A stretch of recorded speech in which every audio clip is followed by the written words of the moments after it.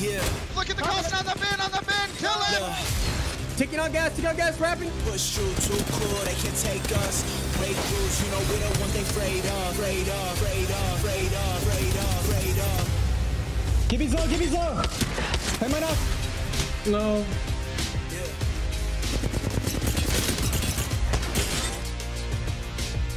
Ain't no stopping us, we do impossible. Straight to the top. We're the top dogs and we not. Too good, never fake it. So close, I can taste it. We're running. I see it's coming. No, run it. This is worth living for.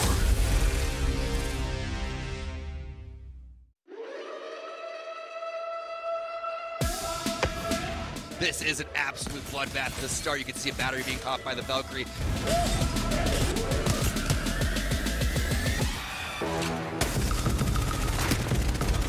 I got one, I got two.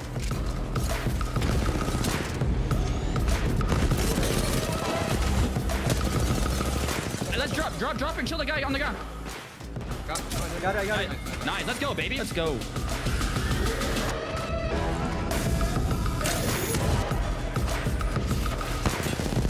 Here's the cavalry as well, but can they get the knocks?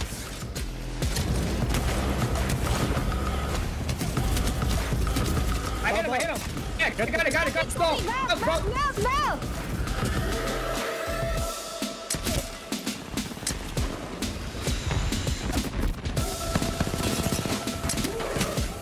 On the left side. Perfect game. Let's go.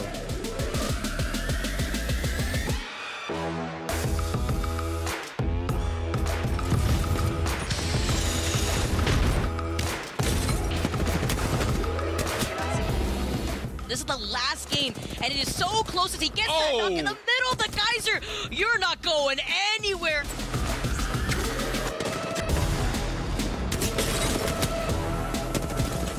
We're gonna have to slide down. Exit will take the W, despite the high ground from G2 almost the whole game.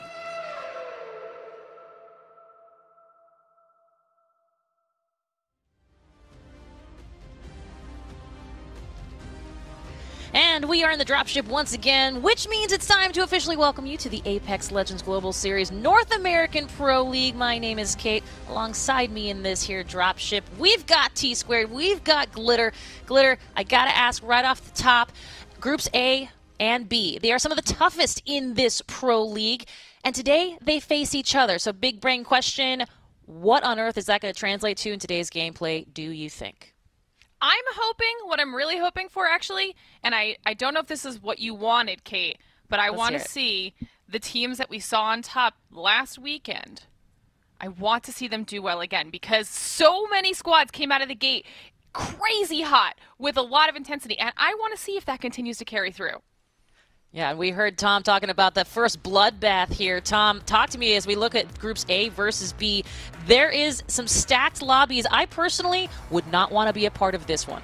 No doubt about it, and Glitter's always typically been known as a front runner, so that's why she wants to see the teams continue to do well. But yeah, there are a lot of heavy hitters in here. Watch out for TSM, G2, Renegades, NRG, Lazarus, Exa. I really feel like Group A could be a little bit stronger than Group B, but I want to see the teams that didn't do that well come through swinging. I'm looking at Ghost Gaming. I want to see Charlotte, Phoenix, OXG. A lot of these teams on the right-hand side, CLG. There is a lot of talent on both of these groups. I want to see them put it together today. Oh, talent is the word du jour, to be sure. I think I just rhymed and I didn't even know it. Shoot darn dang. Anyway, moving right along. Of course, this incredible Group A versus Group B, they're going to be going up against each other. Two different maps, which is a nice little change here for our split number 2. Storm Point versus World's Edge. First 3 Storm Point, second 3 World's Edge. T-Squared. This has to be a nice little change. Adds a little spice to our competition here today, and certainly for our split number 2. It's a spicy meatball, Kate, that's for sure. Looking forward to watching how these teams adjust throughout all of the time, because while we go and cast Storm Point and we get a chance to learn what these players are doing, they're getting more and more experience as the days go on, and it's going to be really cool to see how they adjust and maybe, you know, change from composition to composition, going from Storm Point to World's Edge, et cetera, et cetera. You know, everybody knows that Hell is going to be playing Wraith on certain maps, and then Ashe when it comes to playing on Stormblade because of verticality. So a lot of different metas and a lot of different shifts going on with 2 maps.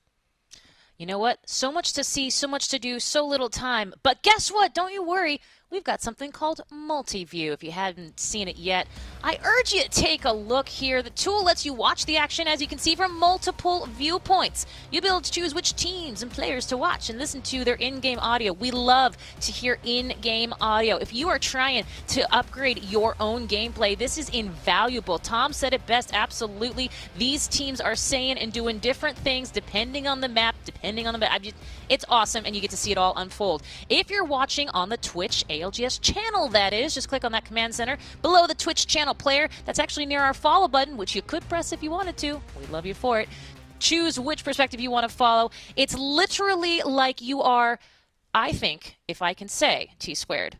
It allows you to be a pro viewer of these pro players. Yeah, pro viewer for sure. It's one of, you know, Glitter says that she thinks this is one of the best things ever introduced into esports, and I love the fact that you can go and watch all these different players. Hey, there's so much going on in Apex. Definitely take advantage of that. Absolutely, 100% something to take advantage of. Well, who will you put into your multiplayer? Which teams, which players? Perhaps, just perhaps, these 2 analysts before you can be of some assistance with their top teams to watch.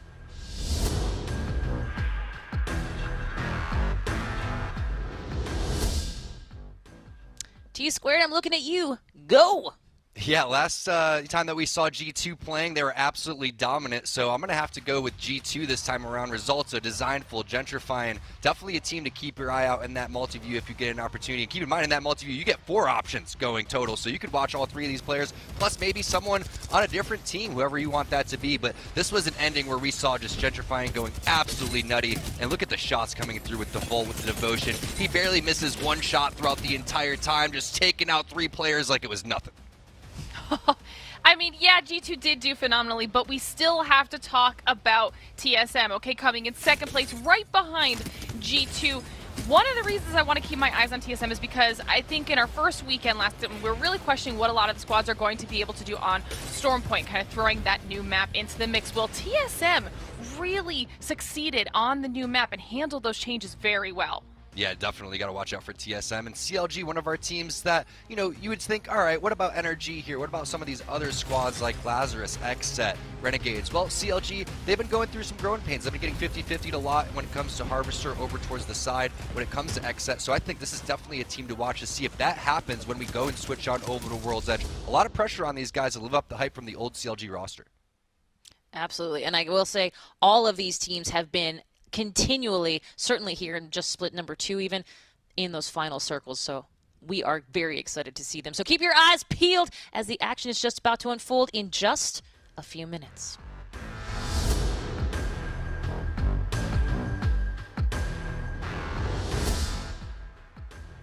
Well, gang, we've alluded to it earlier. Now it's time to get on that horse again, because we call them talent predictions for a reason. We'll find out if Dan, in fact, will continue that reign of terror. But here we are. Okay, Glitter, let's start with you, my friend. You and Dan are on the same page. TSM has your heart today.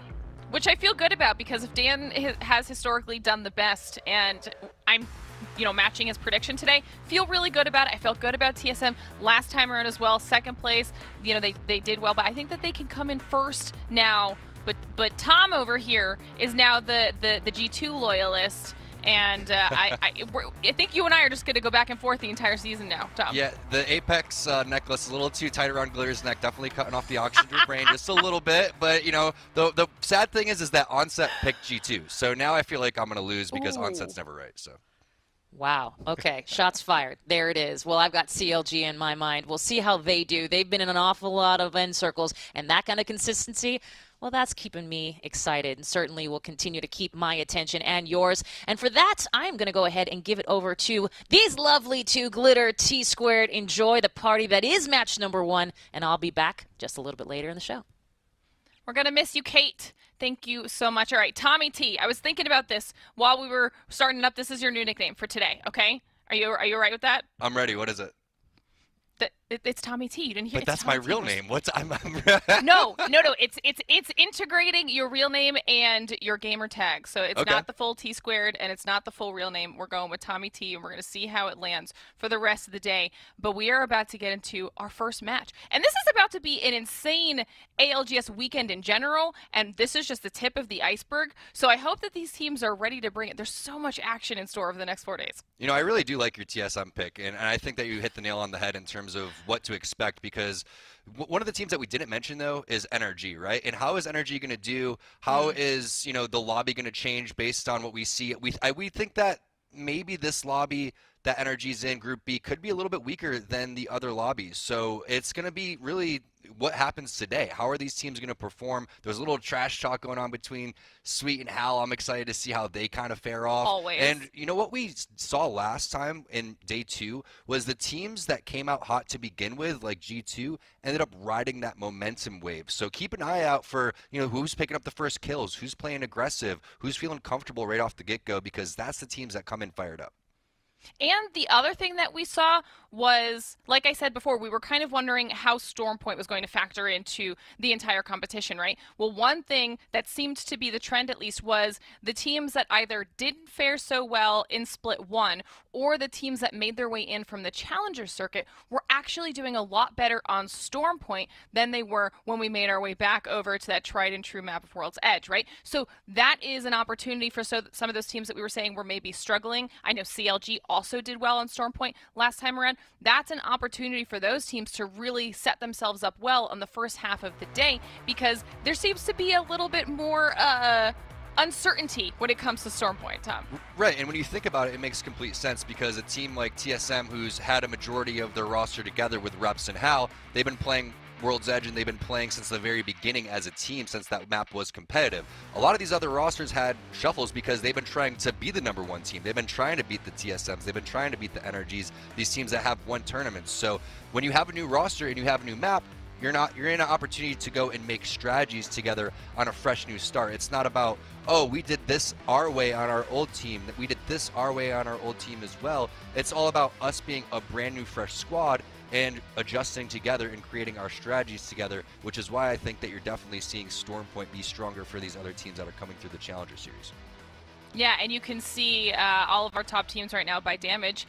Surprisingly, I guess, or unsurprisingly, after what we were literally just talking about, and last weekend, Dexterity is actually our top squad, and that is taking into consideration the dominating fashion that we saw Esports Arena take down their lobby, and the fact that G2 was on top, that TSM was on top. It's the likes of Dexterity, it's the light of Charlotte Phoenix, who you had also kind of mentioned, that have insane amounts of damage, and even NRG, who didn't place that well last time around, still is putting up the numbers that show they are more than capable of being one of those top teams. So obviously a squad we're going to be keeping our eyes on. That was a pretty wild stat. I wasn't expecting to see those two top teams over there, right? You know, coming through with that much damage, and that was from Split 1. So Split 2, again, completely different with Stormpoint being added in there. And watch out who's charging up the damage with the charge rifle. It's going to be Reps. That guy does not put the charge rifle down for TSM. We've been seeing it in the weekly Esports Arena tournaments. It transitioned over here into the ALGS, and he's going with a shotgun in the back pocket, obviously, because he's rocking Gibraltar. But TSM is getting into the middle of the zone.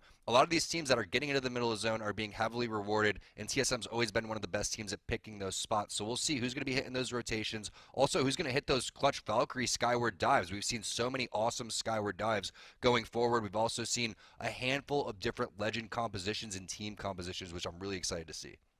Yeah, I think that's what makes Stormpoint that much more interesting, is that we knew it was going to force a different meta, but it's giving us a lot of variety. We did see the Horizon picks a couple times around, which was really, really cool to see.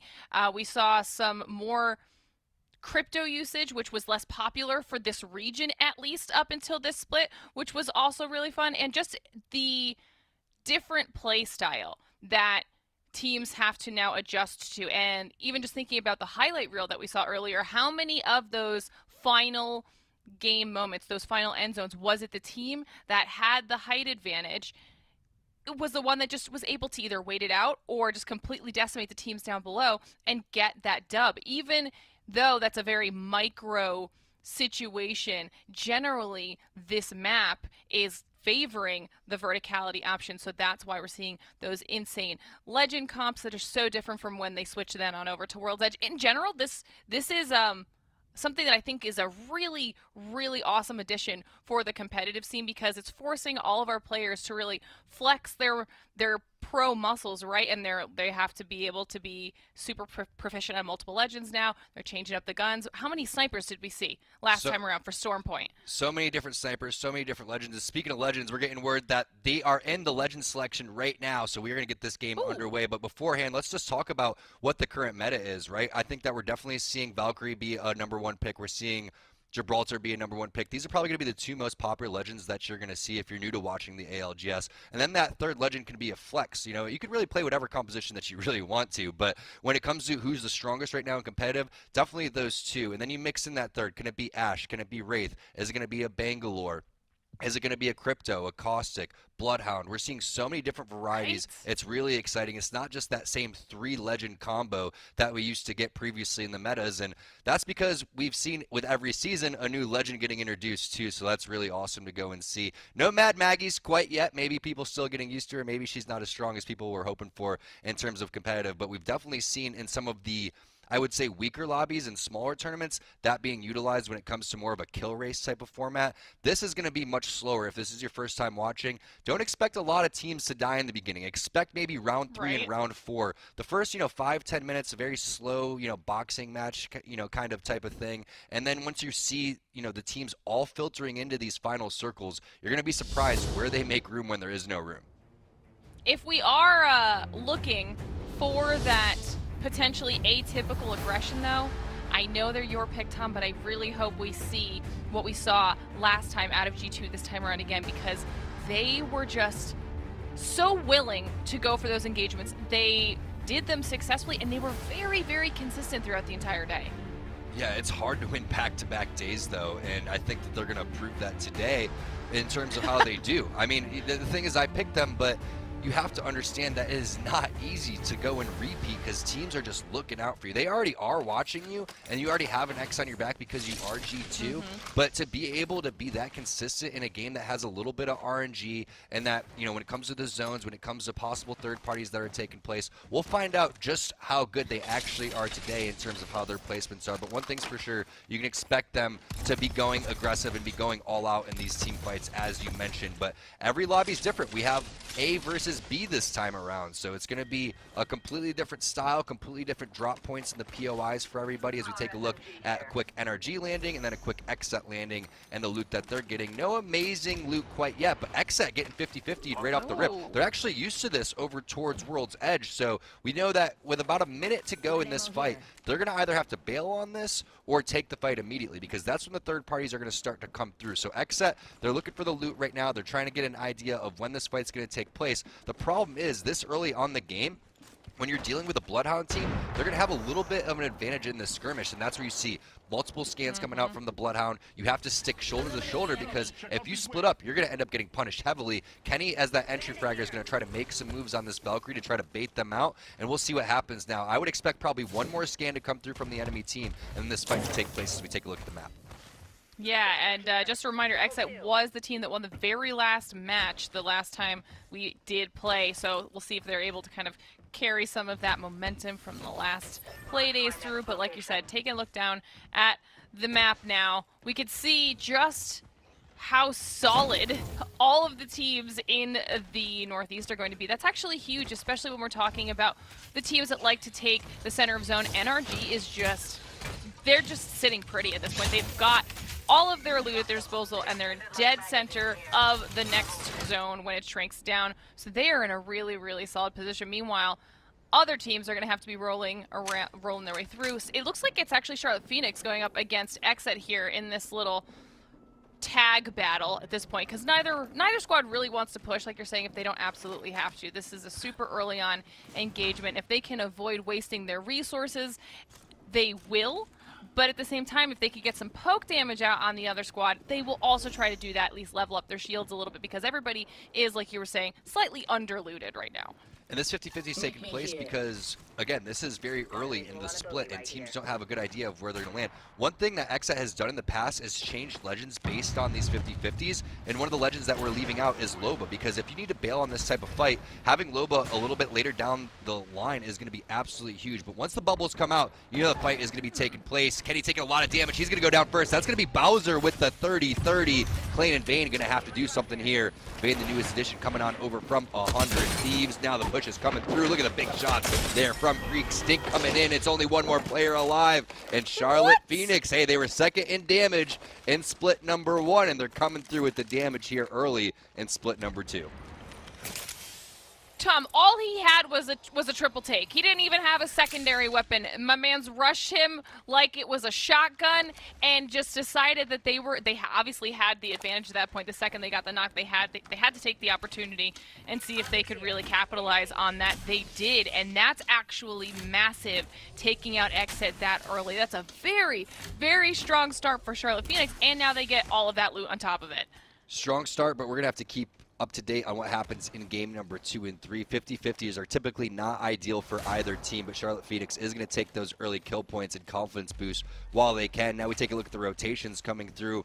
Buff Pathfinder taking a lot of damage. That's going to be Kim-Chi Lee hitting that Phoenix kit first. He doesn't even have time to heal quite yet until he gets to safety. Ping's going down up over towards the high ground as they make their way through the forest. But tough situation to be using early resources and taking that type of damage when you're making your rotation. Now we start to see what's going on with Renegades. They're just going to be charging up those Evo shields and picking up a lot of loot from these prowlers.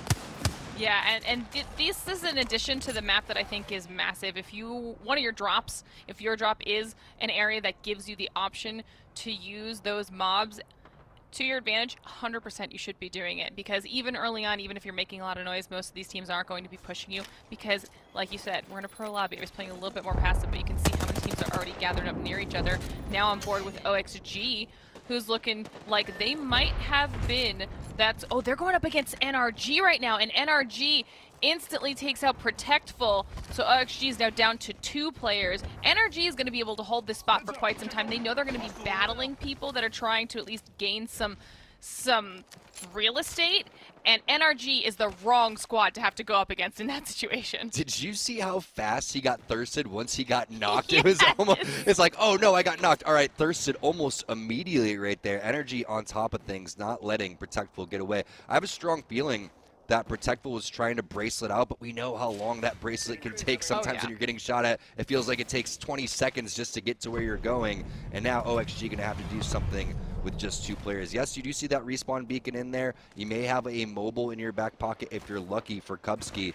But keep in mind, Kubski, in a very early time in Apex when he was on Flashpoint, averaged 5th place overall. It was the highest average placing. So Kubski knows how to rat it out. He knows the situations. You can see the respawn is going in. They seem to be in a semi-safe spot, but Protectful has to be upset about going down that early on that Loba. Fortunately, getting Loba back in means that you are going to be able to steal loot with that Black Market Boutique, and it comes up fairly quickly. Maybe he's going to be able to even reloot his own box without having to go and hit that in the middle of the open. Yeah, that's why Loba is as good as she is for those late game moments like you were saying earlier. I mean, being able to not have to move to acquire a really good amount of loot for your squad is a massive, massive advantage that Loba obviously has over a lot of the other legends. Now, switching back to yet another squad. Looks like we're just going for a little drive, you know? Just taking the scenic route and enjoying the view as they decide to make their rotation into a safer spot. Do you really want the Ganjaman driving, though? That's the real question. This guy, I don't know about that. Someone needs to check that guy, maybe pull him over. But we'll see what the rotation is going to be a little bit later on. They're definitely on the outskirts trying to make their way in. Meanwhile, Ghost Gaming, we were talking about them, how we want to see them kind of step it up. That's the new roster. Rakinishu and Impulsive Dream coming through, teaming up with 6, one of our great IGLs that we have in Apex Legends. Rakinishu also one of our strongest Gibraltars too, but this is G2 on their late rotation coming through. You know that they always land on the outskirts of the map. Here goes a Horizon Black Hole though, double bubbles, double trouble coming in for Team Wash. Let's see if grenades start coming in, and they do. Antboy having to get out of there, and he does, but I'm surprised no defensive bombardment yet to try to fend off the teams on over towards the side. This seems like the perfect opportunity to throw it. Maybe they felt like they didn't need it. They had enough space that they could back off relatively safely, and they don't have anybody else really pushing them or trying to get in on the engagement, even though we did see from the top down there's at least one other team in the general vicinity. So that was a very conservative decision, unless it went down before we were able to catch it. But if they still have it, it's going to be huge as far as zoning potential and keeping themselves safe in the potential future of this engagement. It's TSM, we've got Lazarus. There are a lot of teams in this area.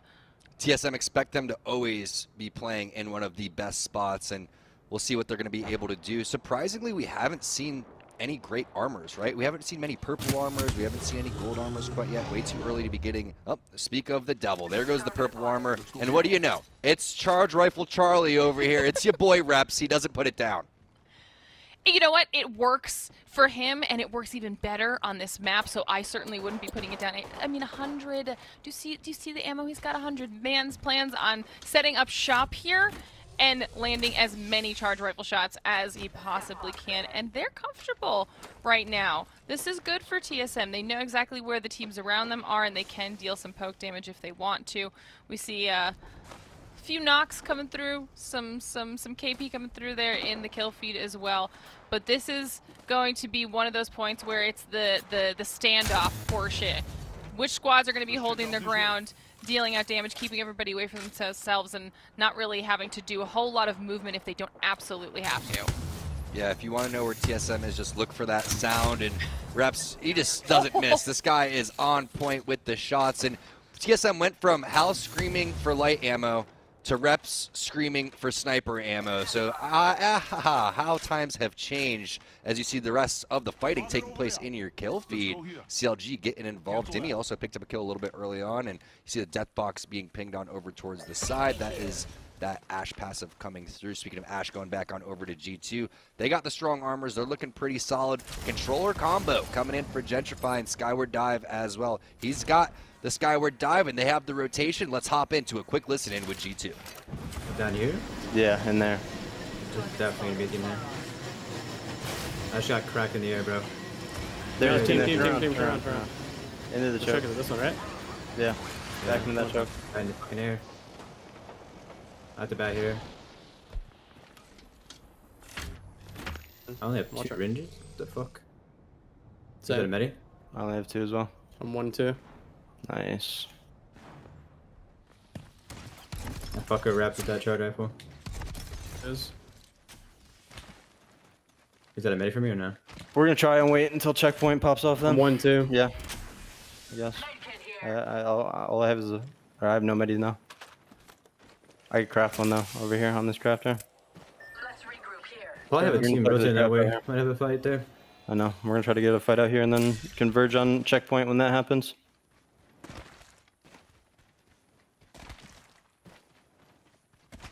We're just gonna have to take control of checkpoint. One arc. Same. I think I hear kids. Yeah, close. I'm bub. No. They ratted it. 45 on the Ashe. Give me dead. Walks behind me. 2v2. Ashe got a PK. Behind you, Jordan.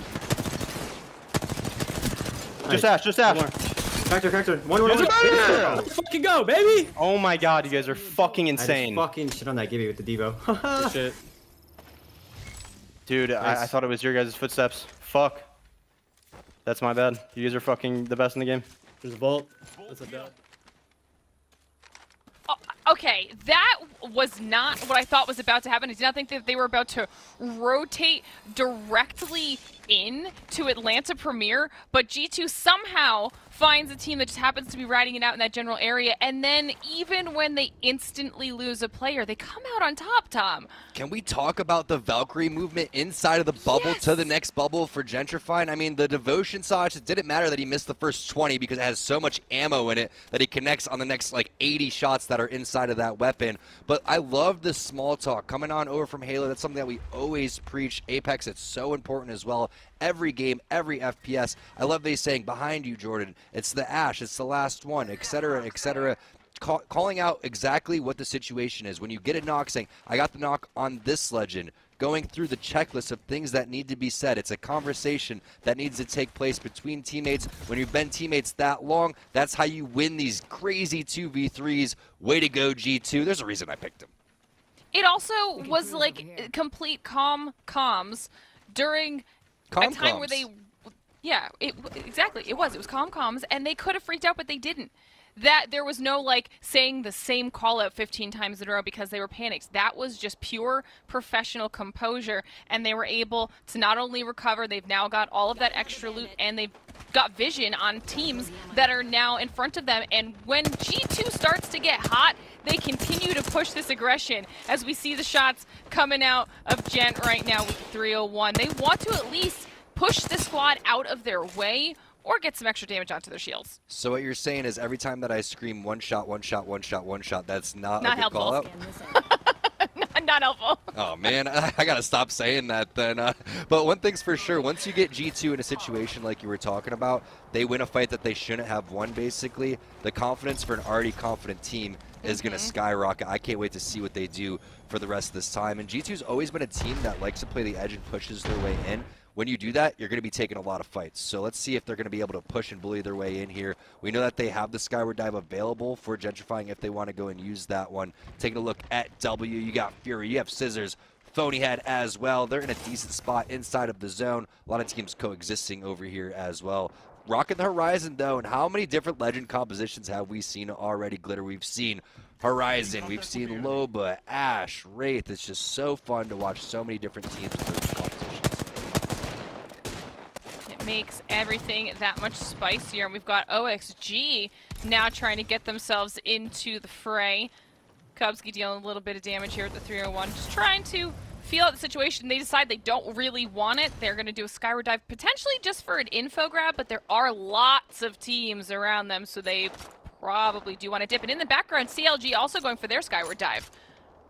And take a look at the top of your screen. That multi-view is live. It's been live the entire time, so go ahead and click that command center so you can see up to 4 points of views and get the comms from the teams. Exciting stuff here being added to the ALGS. We take a look at the shots from Nathan.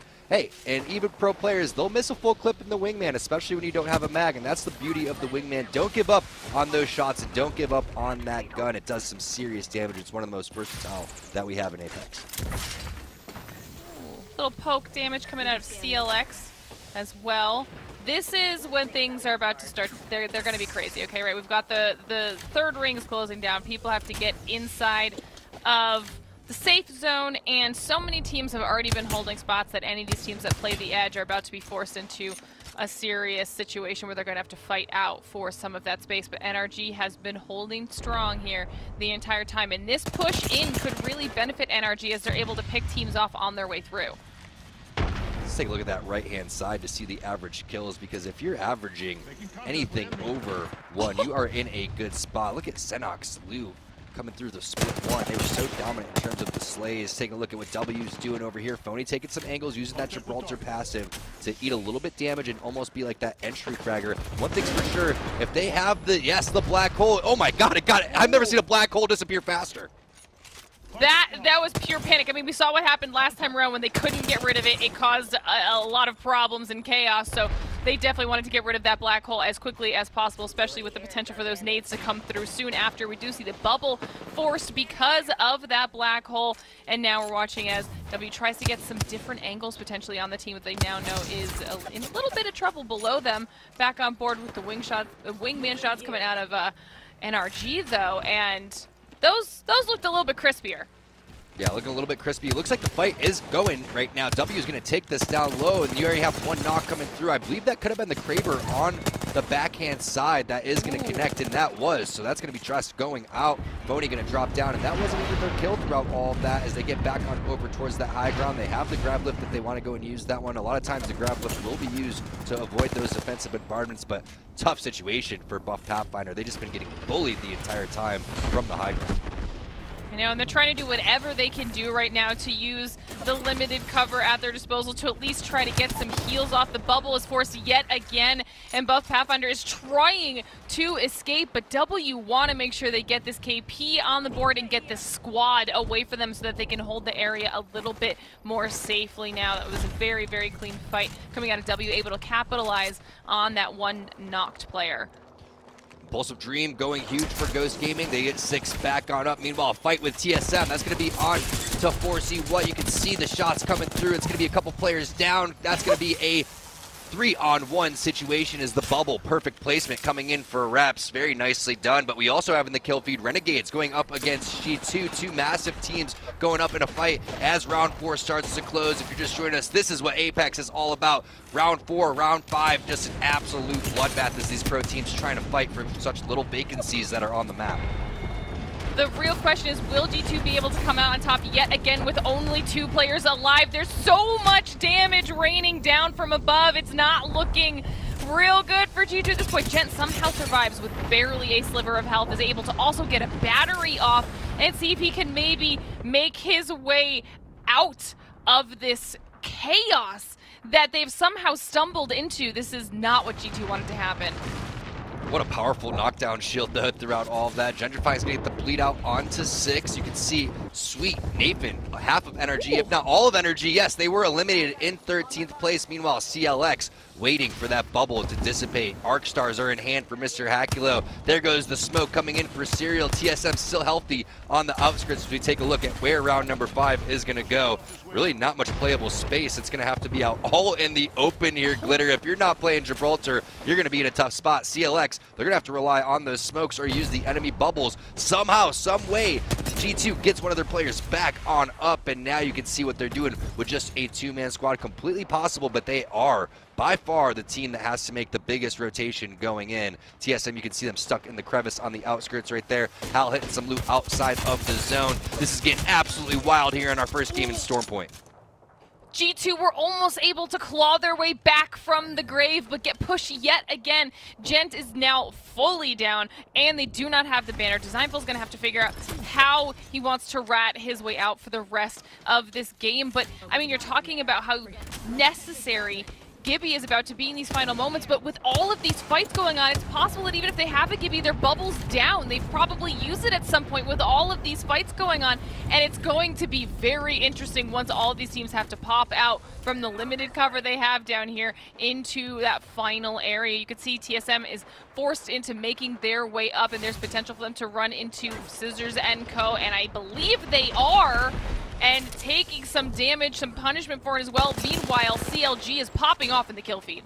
Yeah, CLG going absolutely bananas. TSM trying to figure out how they're going to get into the zone. They're going to have to take this fight directly in front of them. There goes the bubble forward from Reps. Holy cow, he tossed that thing, but he tossed it directly on the enemy team, almost doing him a favor. Talking about a yeet right there. That was a yeet bubble. It didn't work out. Somehow Verhulst is able to escape, though, potentially, you know, giving them an opportunity to wrap for some more points while the rest of the teams find themselves yet again stuck in more fights. Lazarus, who we saw a long time ago in a top-down view, has been able to hold their position on the end of the zone this entire time and is still alive above OXG across from W right now. And we saw those pings coming out. Looks like W might be aware of that positioning, but that could potentially be a winning spot for Lazarus depending on how this zone moves from here on out. But we can see we've got Charlotte Phoenix, CLG, we've got OXG, TSM, the lone. Can Verhulst do it? Can he rat for more points, Tom? Verhulst is looking pretty good as the rat, but CLG is coming in strong. Just look at how many points they already have. 16 points. Kate has got a big smile on her face after that one. Her pick is looking really strong right now. 3 players located around that corner. An Arc Star possibly going to be able to land right here. Only 2 Arc Stars left. With that zone closing, it may be best to just hold on to that one, but they get the Horizon to throw down that Q, and whew, that was a close haircut right there coming in. Now the bubble is going to be used, like you said, Glitter. Whoever holds onto their bubble last year typically going to have an absolutely huge advantage. Once you get that armor check on the Gibby and you see that that one is red, definitely want to back off. With so many squads, this is going to be such an interesting zone. Good shots there coming in for Nano. Oh, Greek is going to go down. Defensive and Farba onto Phony's head. Usually the fighting takes place a little bit later once this zone closes, but the teams are not even willing to wait. This Devo Kraber combo right now on Mamba is just decimating the squads in their vicinity. This is going to be huge for CLG, and we were talking about this earlier. This map is something that they did really, really well on last play weekend, so this could be their newfound comfort zone, right? I mean, right now they are just not allowing anyone to take the space that they're holding dead center and shredding anyone that pushes up. Now there is only one squad remaining. That's going to be W. That's Scissors sitting on the bottom hand side. Running out of energy ammo on the other side, though. Double Kravers. There goes the knock. CLG just going absolutely nutty here in game one, and they end this one in style.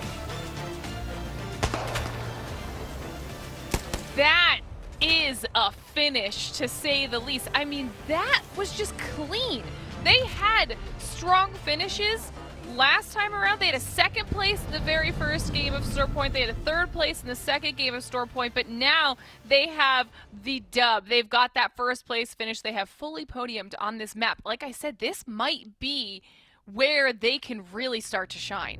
That has to be a 30-plus point game, and it is 18 kills coming through. And when we're looking at these big hitters, when we're looking at our teams to watch, et cetera, we had CLG in there, but we didn't have teams like W, Charlotte Phoenix, OXG. We mentioned it in the pregame show how we want to see these teams that didn't do too hot in day number 1 and 2 come through swinging for the fences. They were able to do so. What a game from CLG.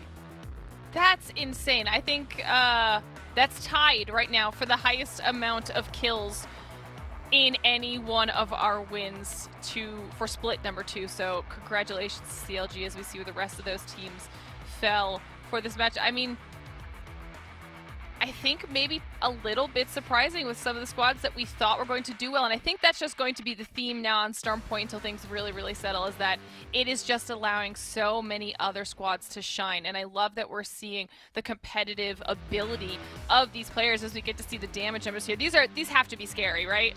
2,000 damage for Malice. You have 7 kills for Vatcher. Just such an impressive performance. But one of the most impressive things there, Glitter, was how they were able to micromanage all of the teams that were kind of going all around them. They were in the middle of this, crazy end zone, and they're just fighting everybody off like it was a kung fu movie, making it look so easy, just everybody falling over and over. Yeah, I mean, once they made that push to hold dead center, and like I said, they had the Kraber, the Devo combo, they were decimating people.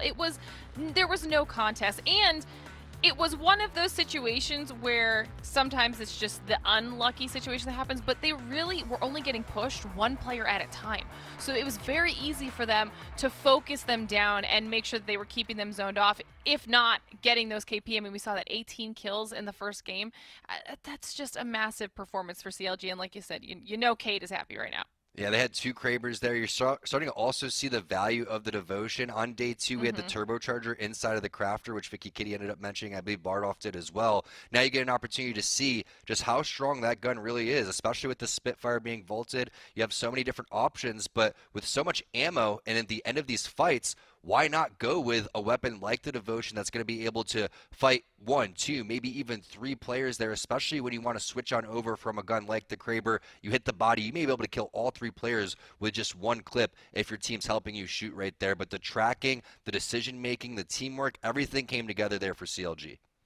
Yeah, I mean, Kate had asked if we thought it was going to be like last weekend, and with a performance like that, it is already looking like it very well may be just as insane as it was last time around. What do you think? I think that was just game 1 of Storm Point, and we still got 2 more, so we're going to go to a quick break, and when we get back, game number 2 of day number 3 is going to be underway. Look at the bug on you guys! Vault dead! Underneath! I have 1 gun. Alright, 55. It's last team. Climbing up. 66 on horizon. I got the Gibby. Got the horizon. Last one. On me. Yeah, dead. Let's go, boys. Let's go! Monster Energy, the official energy drink of the Apex Legends Global Series.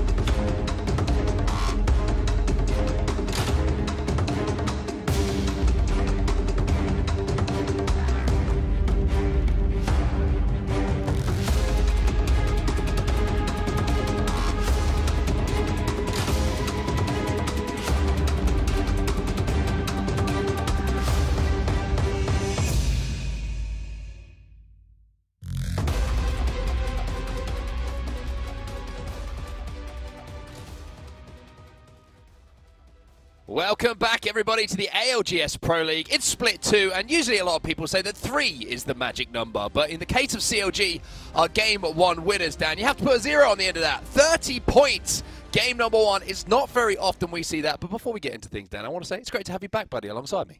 Hello, I'm glad to be back. It's glad. Everyone's glad except you. I think you're the unhappiest, actually, realistically happy to listen to me. Welcomed you back. The whole time. Yeah, I know, but you said it with a tone that made me worry and wonder. Anyway, yeah, an amazing performance from CLG. I think a zone like that is very difficult to play from certain places and scenarios, but the way that they were able to just get kill upon kill, they set up perfectly for it. There were a few teams that could have maybe been a thorn in the side, but unfortunately, no one could touch them, and I think that's very impressive with how they were able to navigate their way through the map and position themselves in a way which they did. The only team that came close to them, of course, statistically, W. They had a good game with the way they moved across as well, but a few disappointing results elsewhere. TSM, they got stuck between kind of a rock and a hard place where they were trying to force themselves into the circle, but certainly a nice game 1 to kick things off here. Yeah, and a very nice game 1. One of the best game 1s we've probably ever had, to be honest with you. 30 points on the board is about as good as you could possibly get, but for the rest of the chase impact down, we always say, right, if one team pops off in a game, it's kind of good news in a game number 1, because it means all those points are kind of taken away. It means that the other games ahead of us, you know, there's an opportunity to jump up the leaderboard a huge amount. So I think for the chasing pack, and there's a lot of talk to be had about the chasing pack today, because there's a few teams in this lobby who have disappointed in the first couple of match days, and I think they're going to want to step it up a little bit.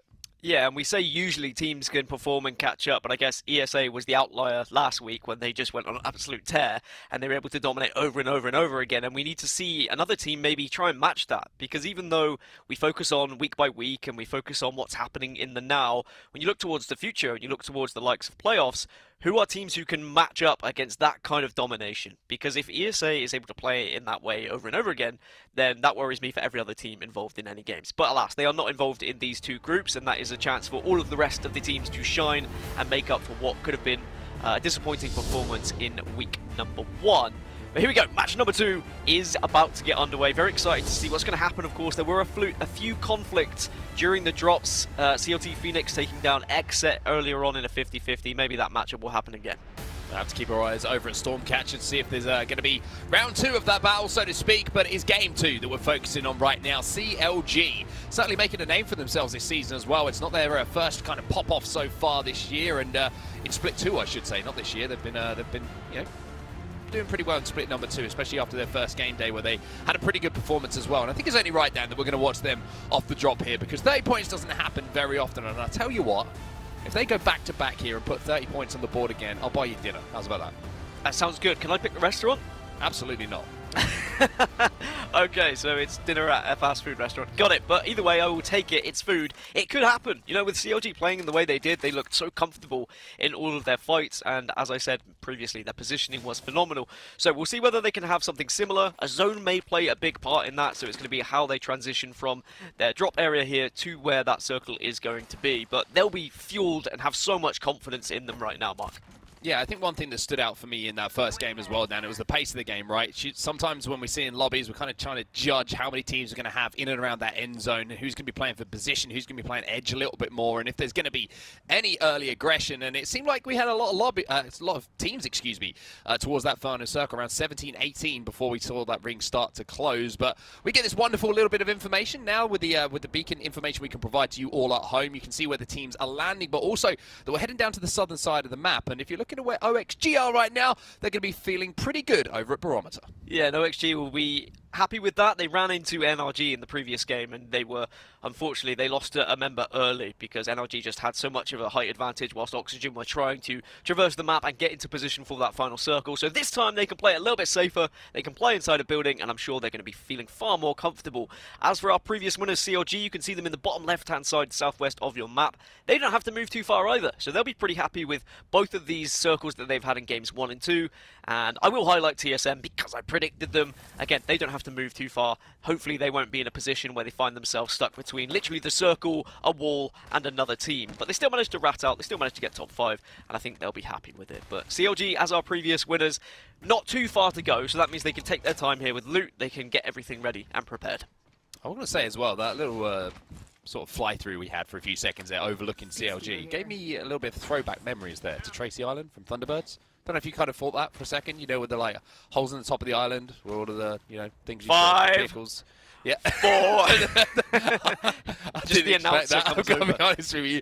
You went for that, and I respect it. But let's talk about the teams that we've got in front of us. I mentioned OXG. They're going to be pretty comfortable, and they're going to have a potential to have a really big game here with the extreme height that you do have in the middle of Barometer and that huge kind of antennae building. You're going to have a pretty good time because you have such a dominating field of view over everyone that's rotating in. I think the question is, can you get something like a charge rifle that we will almost guarantee to see in the hands of reps from TSM, as we saw them making their way downtown, so to speak, before getting too musical. It's not today's hurdle. It's Apex Legends we have in front of us. But they're going to have an opportunity to really do some damage to the lobby. And 30 points was a huge amount of points in game 1, but you have that kind of vantage point, Dan. You would expect damage to be done and surely some kills to be picked up. I know full well you want to brag about your 1 second hurdle now, don't you? Did you see that? Yeah. I'm not proud of it, by the way. Anyone that did it today, I'm not proud of it, but I got it in less than 1 second. All right? No. That's all Mark's I'm good at video games and he likes music. We get it. They both combine. But going off the back of your point, and you were talking about how, like, actually, as we say that, there is a little bit of action unfolding on our screens, and maybe we'll talk about that later because that is an absolute shred and you've got to be careful.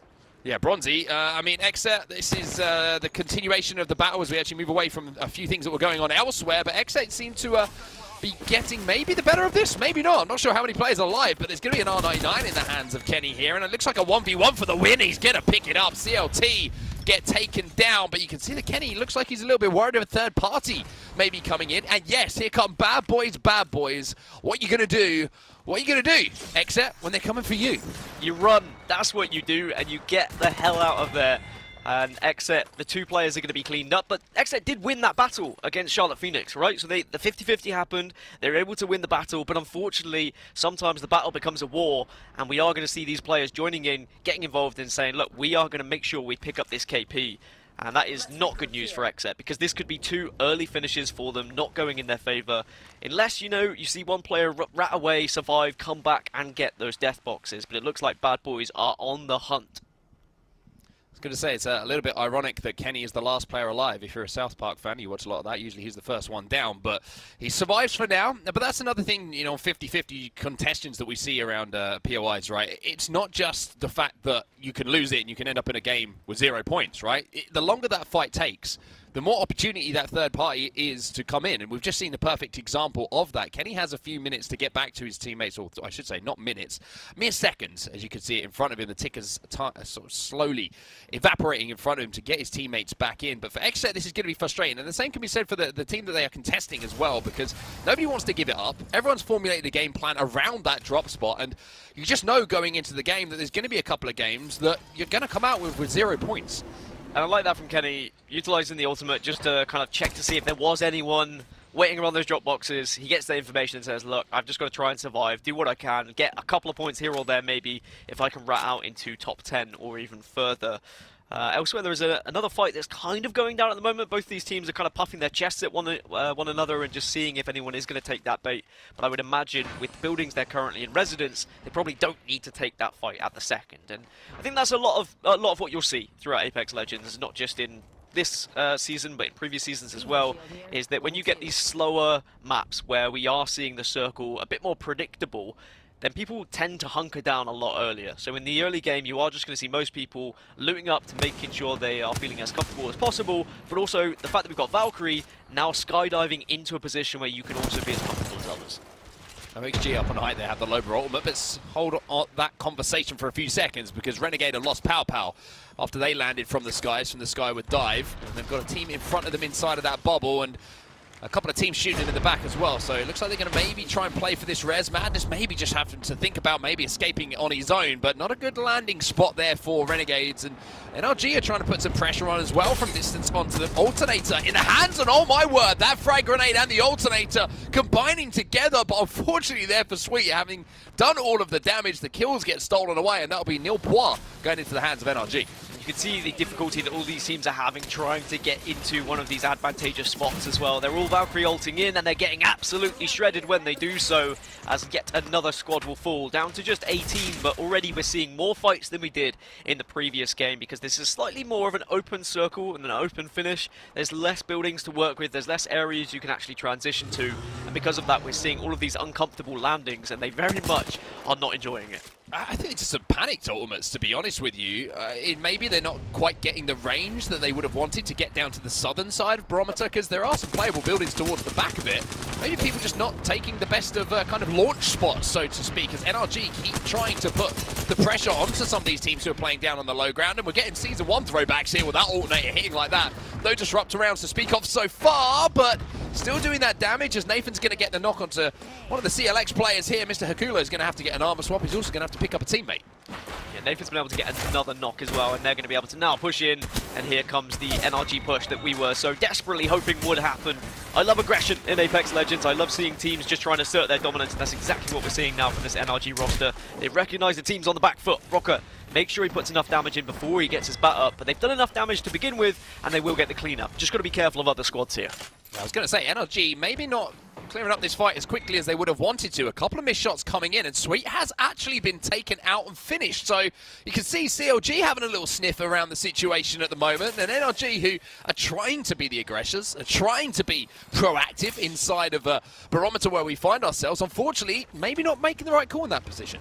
Yeah, it's one of those where they probably thought they could clean it up a little bit quicker, but the other team made it far more difficult for them, and I think that also is down to going up against some of the best teams and players in the world, right? You're not just going to forfeit yourself and your team and just roll over, show your belly, and in fact you're going to make it very difficult for the opposition just in case a third party can help you, and that's exactly what happened. Sweet loses his life, NRG down to 2. Of course they do have the box and they can deliver it to a beacon, but that is going to be a difficult position to play if they can even get him back onto the map. So one of those ones where just have to be a little bit quicker with your push. They showed the aggression. You could argue that they did the right thing with the aggression if you want to see aggression, if you want to see a team play to that standard where they pick up lots of kills. But unfortunately, the other team, because they made it so difficult, they just weren't able to get it quickly. NRG might have to forfeit their spot here as well. They might be thinking about hitting a respawn beacon or just getting back into a position where they can get a teammate in and get Sweet alongside them and then kind of work him from edge, or maybe redeploy a little bit later on. But some difficult decisions to be made here by NRG, who are trying to get out the focus, I think, of a lot of the teams who had made their way into Barometer already. So the call's still coming in to try and get us back to a 3, because we're going to be able to survive a lot better if we have 3 players alive rather than 2. So NRG kind of a little bit of a, okay, we're going to give up a little bit maybe now of the ground that we had, the position we've had, but we feel like it's worth it just to make sure that we're a full roster moving forward. Yeah, I'm trying to look through this top 20 player revives and struggling to see NRG players. Maybe they're not used to actually picking some players up at this point, and this is going to be a struggle for them of actually maybe getting a proper beacon in, but we'll see what happens a little bit later, because Ghost are now trying to engage in some fights here, have managed to get the early knock, and that might just be the move to now push in and try and show the right aggression. Farmer Lucas will be finished off as well, so 2 players still alive by the looks of things, and escaping by the looks of things as well. Ghost Gaming picking up that KP though, as we see in the background there, just over the horizon. You can probably see FTX followed by TSM, which will be in your brains, not on your screen, of course. There's 3 players still alive here. Maybe thinking about looking for a third-party opportunity, TSM, but got to play this one careful. Atlanta Premier, let's see a little bit of their POV. Asura, a man who has been stepping up in quite some way recently. Been very impressed with what I've seen from him. But TSM inside of an egg once more. They are the yolk, so to speak, and they're looking pretty comfy. And you've got to crack an egg and get through the white before you can get to that yolk. So that's why TSM have positioned themselves well, made sure there are other teams around them, and make it awkward for other teams to actually push in and crack them, as it were. But certainly Ghost Gaming are going to have to move eventually. They're just teetering on the edge of this, but they know there is a team inside the building. So they can technically hold them out, but you've got to be very careful when you're in this position, because yes, you might be able to pick up the KP, but there's going to be other preyful eyes on you at the same time. So you need to be at least within that circle so you don't position yourself between, quite literally, the ring and death. Well, we do have a listening available with Ghost Gaming. They're in a little bit of a tough spot at the moment, just outside of that zone. They've got to make their move, so let's jump into the comms and see how they're playing. Where they are. Dude, this is so scuffed, bro. I am so tired of not playing on my PC. Getting griefed. It's okay, it's okay. We're fine right now. We're gonna end up probably playing these rocks in front of us, if possible. We're gonna go right here. I think we're in on my fucking pin. Yeah, come here. Okay.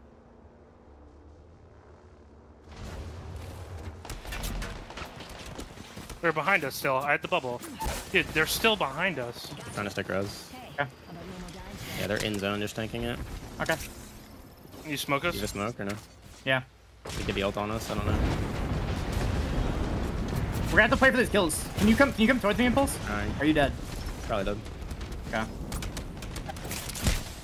You don't get that I make don't it think I off. can get this off. No, I don't have a syringe either. You'll be alright. I gotcha. I have to stick the med immediately.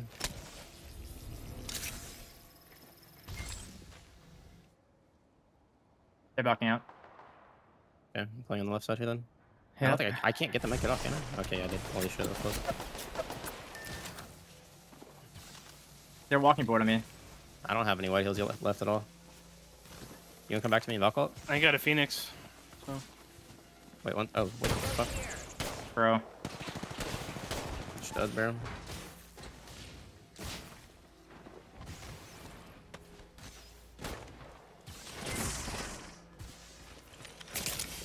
It's just the Valk right now. She's syringing. She's not even chasing.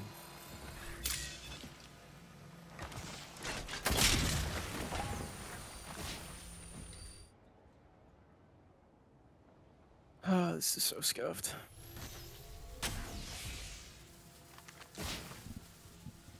Well, that is an uncomfortable listening and an uncomfortable position for Ghost Gaming to find themselves in. There's a couple of players just playing behind them inside a zone that were causing them problems. They were getting held out from inside of zone. I compare that to, instead of having a pillow in bed, Dan, just falling asleep and realising accidentally you put your head on a cactus. That kind of thing, you know? That kind of uncomfortability. I'm not a fan of like horror movies because I get uncomfortable. It makes me a little bit scary. But watching that was genuinely uncomfortable for me. I did not enjoy one bit of it. I was hoping we were going to come out of it ASAP so I could get away, because that was not fun. That was like watching 3 villains trying to chase down one, and they've got knives. Just get me out.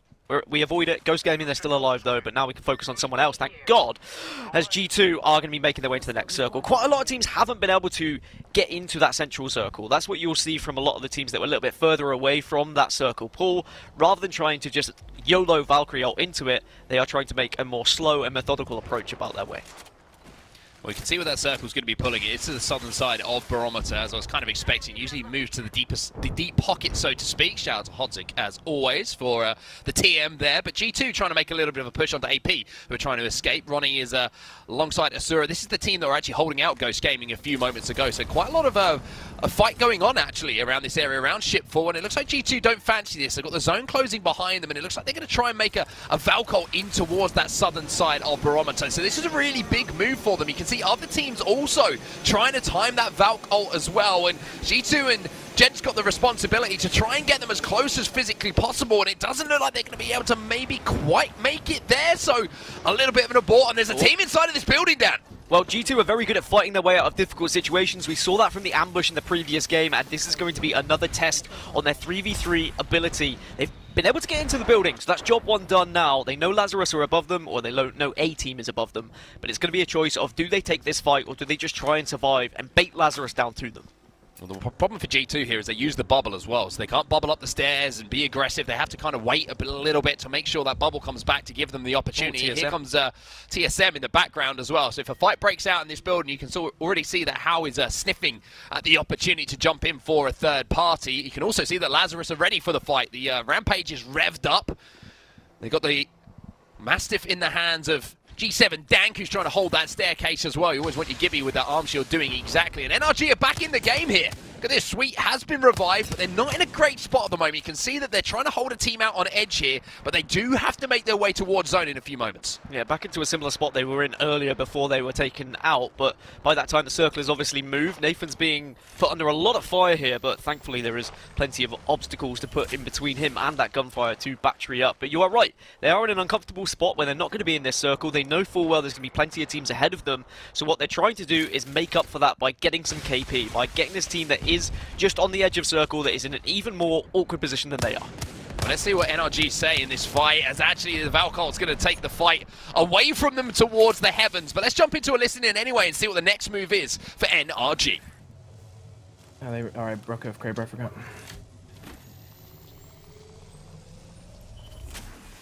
Okay. Can we walk? I'm just team top tower is looking at us. Yeah, I'm running back right. Alright, we can probably fight for that. Next location. Are we Valkyrie there, or? Depends. Let's walk up a little bit and see what's going on. Let's get control of this ramp here. I'm prepped to walk in on that top spot. Same thing as last time. I have 3 arc stars.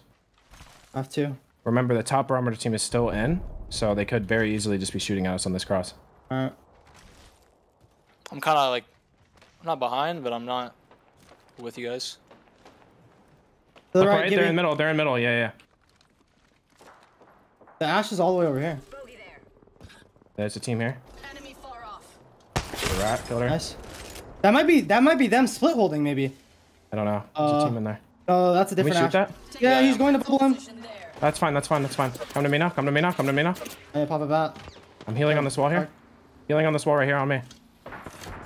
Get to me. What did they do? There's a team on the right bubble resing, and then there's a team inside, a different team inside the zip, I'm pretty sure. Okay, come with me. We're gonna jump down left. I'm gonna TP us below them, okay? Come with me. Okay. Yeah. Take my TP now. Stay below them, inside the come down to the crates that are like on the slant. Wait, near me, near me. Bubble this. Crack, give me 100. Dead. 99 valve. Dead. Cracked. Try to come 97 flash, 97 flash. Come down around the corner. Come to me. They can't see us from here. Come around. I'm 1 HP. There's a crate on me. No, they're not looking above us. They got farmed. Yeah, they got farmed above. I'm gonna try to crate one. Popping a med. Oh, I shot one above. We're fine. Nice, come to me. I'm phoenixing. Try to loot these bodies. I have no bats. I'm out of bats as well. Bach just flew up here. I'm batting this red. Are we out of bats completely? Yeah, I'm out of bats. I'm just use that to heal it up to red. Love that. I mean, the intensity, I mean, the push, the rotation, everything had to work for NRG there. And I tell you what, Tom was saying that Reps is born with a Kraber in his, with a charge rifle in his hands in these games on Storm Point. Well, it seems like across Apex Legends in general, Sweet always has that Kraber in his hands. Fantastic IGLing as well from Sweet. Great to get a listen in, and you can really hear how much the team trust him. They've got to be careful though. CLG very close to them. And if it weren't for the fact that CLG were getting naded to high heavens right now, they might have been able to put some pressure onto NRG. But for now, NRG can stay safe down low, but it's not going to be a fun period of time trying to get into this next circle for them. But with Sweet leading the way, you know full well there is going to be a plan, because he's very quick at thinking on his feet. 11 squads remaining. Of course, one more team has to go before you get those extra points from placement. So this is a very important next team fight for whoever goes down first. This is a big risk from NRG as well, but it looks like they've timed it perfectly. They'll get to the skies. They may take just a little bit of storm damage, but the moment that team looked away, they hit that ult as G2 now are inside of the bubble, or just outside of it, looking in, I should say. There's the Gibby taking 54 damage. Designful still with the gun in his hands and still ready to posture up against him, but he gets taken down. TSM. And now you can see that Resulta is left on his own. TSM on the other side of this as well. Resulta's still trying to survive for as long as he possibly can. And it looks like TSM will survive, but also G2 still have that one player alive, but how long is he going to be able to survive? Here comes CLX to clean up the rest of G2, and now they do the damage onto TSM as well. Yeah, able to get one knock onto TSM, but Reps and Imperial House still holding on strong and still trying to fight with every tooth and nail. 7 squads remaining. TSM can get a res, still in a good spot now because they were able to hold off CLX. Really impressive stuff from these boys, but they need to work together. This might work out for them as well. You can see that Verhulst has got the opportunity to pop a battery and then get to the rest of his team as AP are trying to push up behind. But also in front of them, I'm pretty sure that this is Lazarus that are trying to hold them out. But how does the damage with the Wingman? Now officially a Wingman player after the pop-off games that he had in recent memory in that ALGS playoffs, where TSM, of course, managed to take home that first place. As we see now, the teams remaining on the right-hand side. TSM, Atlanta Premier, LMK, CLG, W still all involved. They're actually gone out, we're down to our top 3. As Atlanta Premier are down to just 2. And remember, multi-view is live. If you click the command center, you can watch different POVs. You can see which team is fighting from where in this final circle. TSM have fought so hard to stay in this position. With round 6 closing now, they need to make sure they have a game plan. They know they're being held. They don't know who by. But LMK have got perfect visuals on them. And if they don't get pushed by the 2, who in theory won't want to push because they are a 2, this is going to be very difficult for TSM to escape from.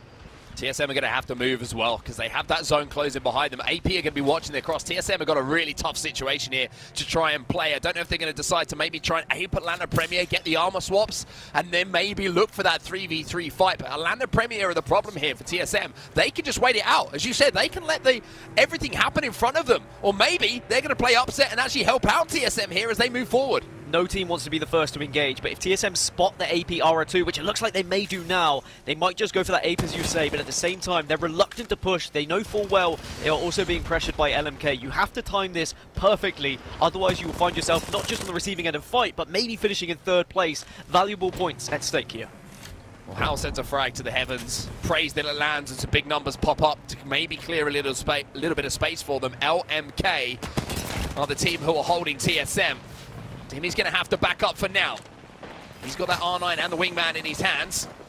As TSM managed to kind of at least crouch forward a little bit. Something to point out as well is, of course, he can play in these last moments as well. AP now make the play. Hal gets 1, Hal gets 2. That's AP out. TSM into top 2. And now you would expect surely the push to come in. But maybe there's an opportunity for Hal to go huge. 145 from Hal. He hits 4 shots with the wingman. TSM backs against the wall. But that's what they do best.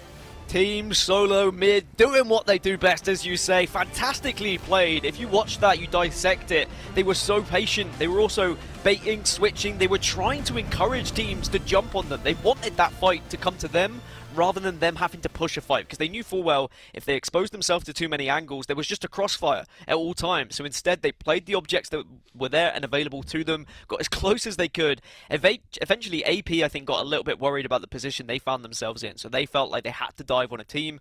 And, I mean, TSM were there. They were ready. The shots that we just saw hit from all 3 of the boys was incredible, and because of that, they come away with a victory and plenty of kills to go alongside it.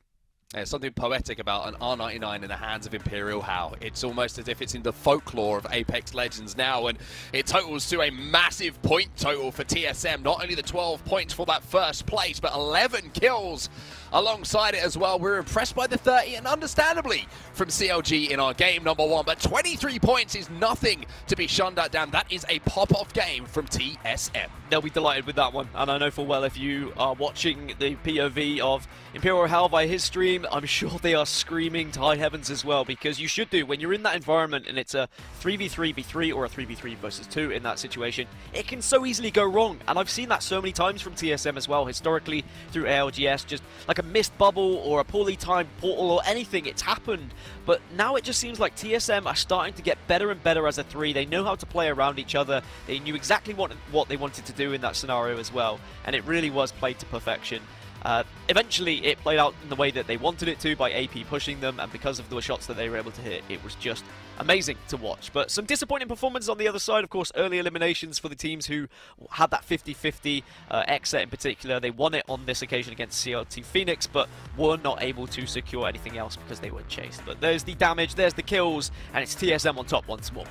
Yeah, very kind of consistent damage across all 3 players, stepping up. Reps with a big game as well. 5 kills for the Gibby, and Imperial Hal in that last moment. That R99 spray is a thing of poetry, almost artistic in the way that that gun is used in his hands. Verholst at the end as well did some good damage, but also the res that came in from Reps in those final moments and then being able to hold down was really the difference. Fighting that as a 3, it's probably the only reason they win that. If Verholst doesn't get back on his feet in that final situation, then we might be saying the outcome of that game is not a TSM win. Yeah, even though I was kind of dissecting, talking about the final circle, if we go back, like you say, to the previous fights that they were involved in, those are so tough. When a team's holding you out from a building and all you've got is a rock to play through as well, usually you are going to be on the receiving end of getting absolutely drilled, but they did it well. Like you say, the bubble came out, they timed their abilities successfully. They were a little bit fortunate with timings of third parties, but that's what you've got to try and expect in Apex Legends. You almost have to give yourself that time so that other teams are going to be able to join you and help you.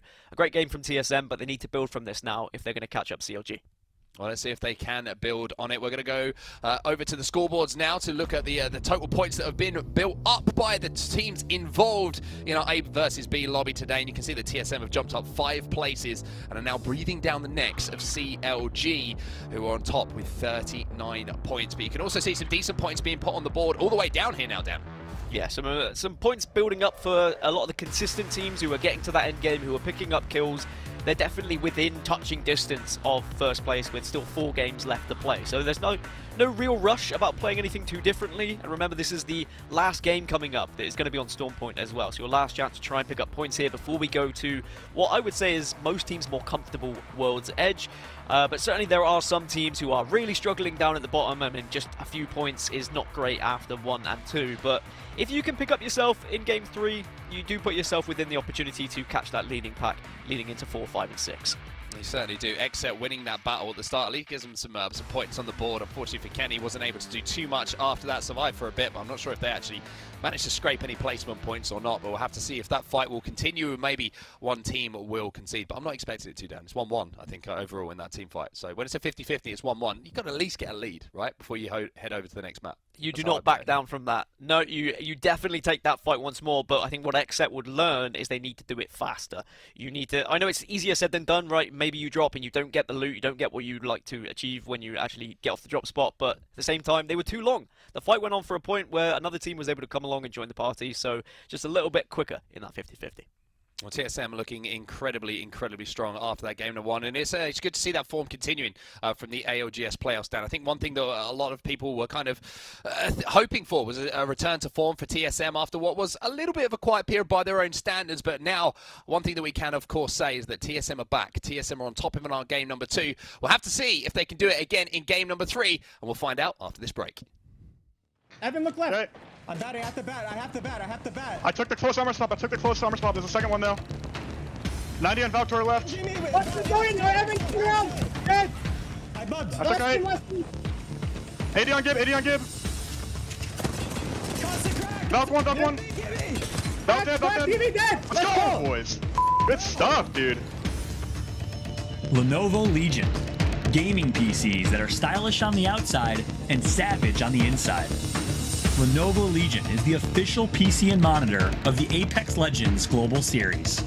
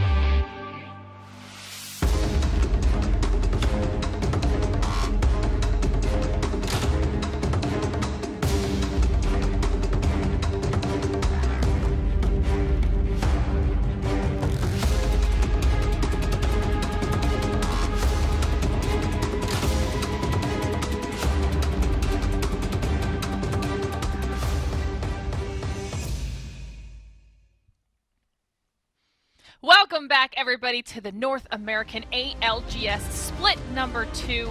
And Tom, that was an insane second game. I mean, those final shots coming out of Hal for the win for TSM, he didn't miss. Did you see how fast Hal turned up once he realized it was a straight 3-on-3? He's like, you know what? I'm just going to run out in the open. He's just going for it right there. And it's like, I'm ready to fight anybody, if not all three of you, 1-on-3. He comes through just so crispy. Love the R9, love the wingman combo, love the confidence. And I was so impressed with how they were able, again, to manage the teams around them. Very similar to what CLG did. Yes, they didn't have a pop-off game in terms of kills. It was a little bit more of a weird circle as we hop into match number 3. But you know what? After our talent predictions, right? CLG wins game 1, TSM wins game 2. We know G2 wins this game, right? Is that how that works? Oh, you know, I don't hate that. That could very well be what happens. We'll have to see how they wrap up their performance here on Stormpoint, because if you guys are just joining us, this is our 3rd match of the day, which means the final match on Stormpoint before we switch on over to World's Edge. So the last opportunity for any teams that might struggle a little bit on World's Edge to get some points on the board as well. Yeah, no doubt about it. You're going to be seeing some serious confidence boost after that shot. He's got the wingman and the R9. You know how Apex just delivers when you're playing good, right? It just rewards you for a great performance in the previous game. But hey, we got that 50-50 going on with Xset and with Charlotte Phoenix. Looks like Xset this time around is getting the better of Charlotte Phoenix. That's going to be Greek going down to the alternator from Kenny. Pretty strong early game weapon. Not as much damage as the R9 or the R3, but still pretty solid overall. Bowser's been looking strong to start these games. He's going to get Klein a little bit out of position. Will that be a bubble res? No, they're just going to do it without the bubble. You can see the body blocking coming through. Gibby looking thick. Yeah, I mean, they don't need to waste the bubble unless it's absolutely necessary, and it's probably good that they saved it right there because it's now giving them the cover they need from the push that's being made. I mean, you had mentioned it earlier that they have a little bit of wiggle room right now when it comes to figuring out this 50-50 because we're so early on in this season, but I don't know. I thought maybe for the 3rd game they might back off of it a little bit and just try to conserve some points, but both of these teams are very willing to fight for this spot right now. I don't think Xset's willing anymore because the knocks are just coming through over and over again. You can see Vayne is trying to dip set on out of there. He's going to go on back, though. Bubble comes up in 7 seconds. Could be an opportunity. Little whoopsie-daisy right there. He's actually going to completely bail. Sorry, Kenny. We'll be seeing you. He just noped right on out of there. He thought it might be able to maybe sneak a little res or maybe even go for the banner grab because if they thought he was going to go for the full kill, but they decided to play it safe. And as we take a look here at where our zone is going to be, super central. So this is actually going to work in favor of a lot of squads. And you can see that NRG has already started making that push through because they are that checkpoint dropping team and they're deciding they want to get to the next zone as quickly as possible. And they are dead center. Yeah, look at LMK and NRG, 2 teams that are loving seeing this zone. You can see the rotation coming in for RCO as well. Now, 2nd place is what LMK got in the previous game. What I also love that we didn't point out was Verholst taking the high ground right there. Remember how Hal checked the high ground because that was his most vulnerable position? He looked up there, saw that Verholst had already been up there, doesn't have to tell him to go there. One of the things that I'm a little bit worried from listening in to what NRG's doing, Sweet is calling out so many orders, yet he's still able to execute on a high level. He's telling his teammates when to bubble, etc., etc. I would love to see NRG kind of back off from needing that, and that to happen a little bit more naturally so Sweet can focus a little bit more on what he's doing. It is so hard to manage and play at the same time. You have to give credit to all of the IGLs on their team, especially Sweet for being able to do so much. Everybody on NRG definitely performing, but we'll see if they're going to be able to catch up to the CLGs and the TSMs after their strong performances in game number 1 and game number 2. And Bad Boys looking pretty solid on their loot. That's going to be Lucas, Promos, and Euban. Lucas definitely looking pretty strong in terms of his setup. He's got the PK, he's got the car coming through. Watch with that early rotation as well. And looks like nobody really going for the full fights quite yet until Wash has been caught out over towards the side. Zerbo taking a lot of damage, and that's going to be, speak of the devil, Sweet with the 30-30. Ooh, this is going to be less than ideal for Wash. They want to get at least one solid placement in before they switch off of Storm Point onto World's Edge, but NRG smells the blood in the water, and they are not about to let up anytime soon, deciding to push up and see if they can maybe get some quick KP on the board. Nathan taking a decent amount of damage, though, is going to have to escape with his life, just barely making it back to the cover of that rock. Meanwhile, the rest of NRG laying down some cover fire, and Sweet pushing up pretty far, hoping to see if he can maybe get a couple more of those arc stars in there. Wash is in a really, really tough situation right now. I know one thing's for sure. When we go to these Apex events in person, I'm never having a dance-off with Nathan. That guy had some serious moves. Looks like he knows what he's doing when it comes to avoiding the one-shots. What a job from NRG getting out of that situation while picking up some kills along the way. You can see the res going on over to the Gibby there. Antboy may need to bubble throughout all of this. We saw some pretty risky plays earlier from Xset that didn't pay off in terms of using their bubble, but RCO, again, with that rotation very early on over towards the zone, as you also see Pow Pow from Renegades getting the knock right there onto Washi. Some really early knocks and aggression on these rotations. So you can see just how many teams are now in this line. This could be super dangerous. I mean, you've got NRG directly between two squads on both sides of them. The decision here, and you were just talking about this, really was going to weigh on Sweet what they have to do here. Do they decide to make a push into the one team that they had already dealt some damage to, but now has had time to fully reset and recover? Do they just kind of hold out the middle and let some of the other teams make the first move and then try to third party off of that? There are 5 teams in this area right now. Yeah, exactly. When you said there's 2 teams and you said 2 teams on each side, I'm like, that's 4. And then that means that they're the 5th team for sure. And I love how they're using this open area with the Trident, because they are playing aggressive in this type of situation, Glitter. They're saying, all right, we have purple armors. We're feeling confident. Other teams that are going to try to rotate towards us, we're going to pick them apart because we know the terrain of this and we know that we could play this specific spot. So instead of turtling inside of the building, playing a little tight, they're playing very open, which is going to reward them. A little bit more risky, right? But it may pay off if they're able to land their shots and work together here.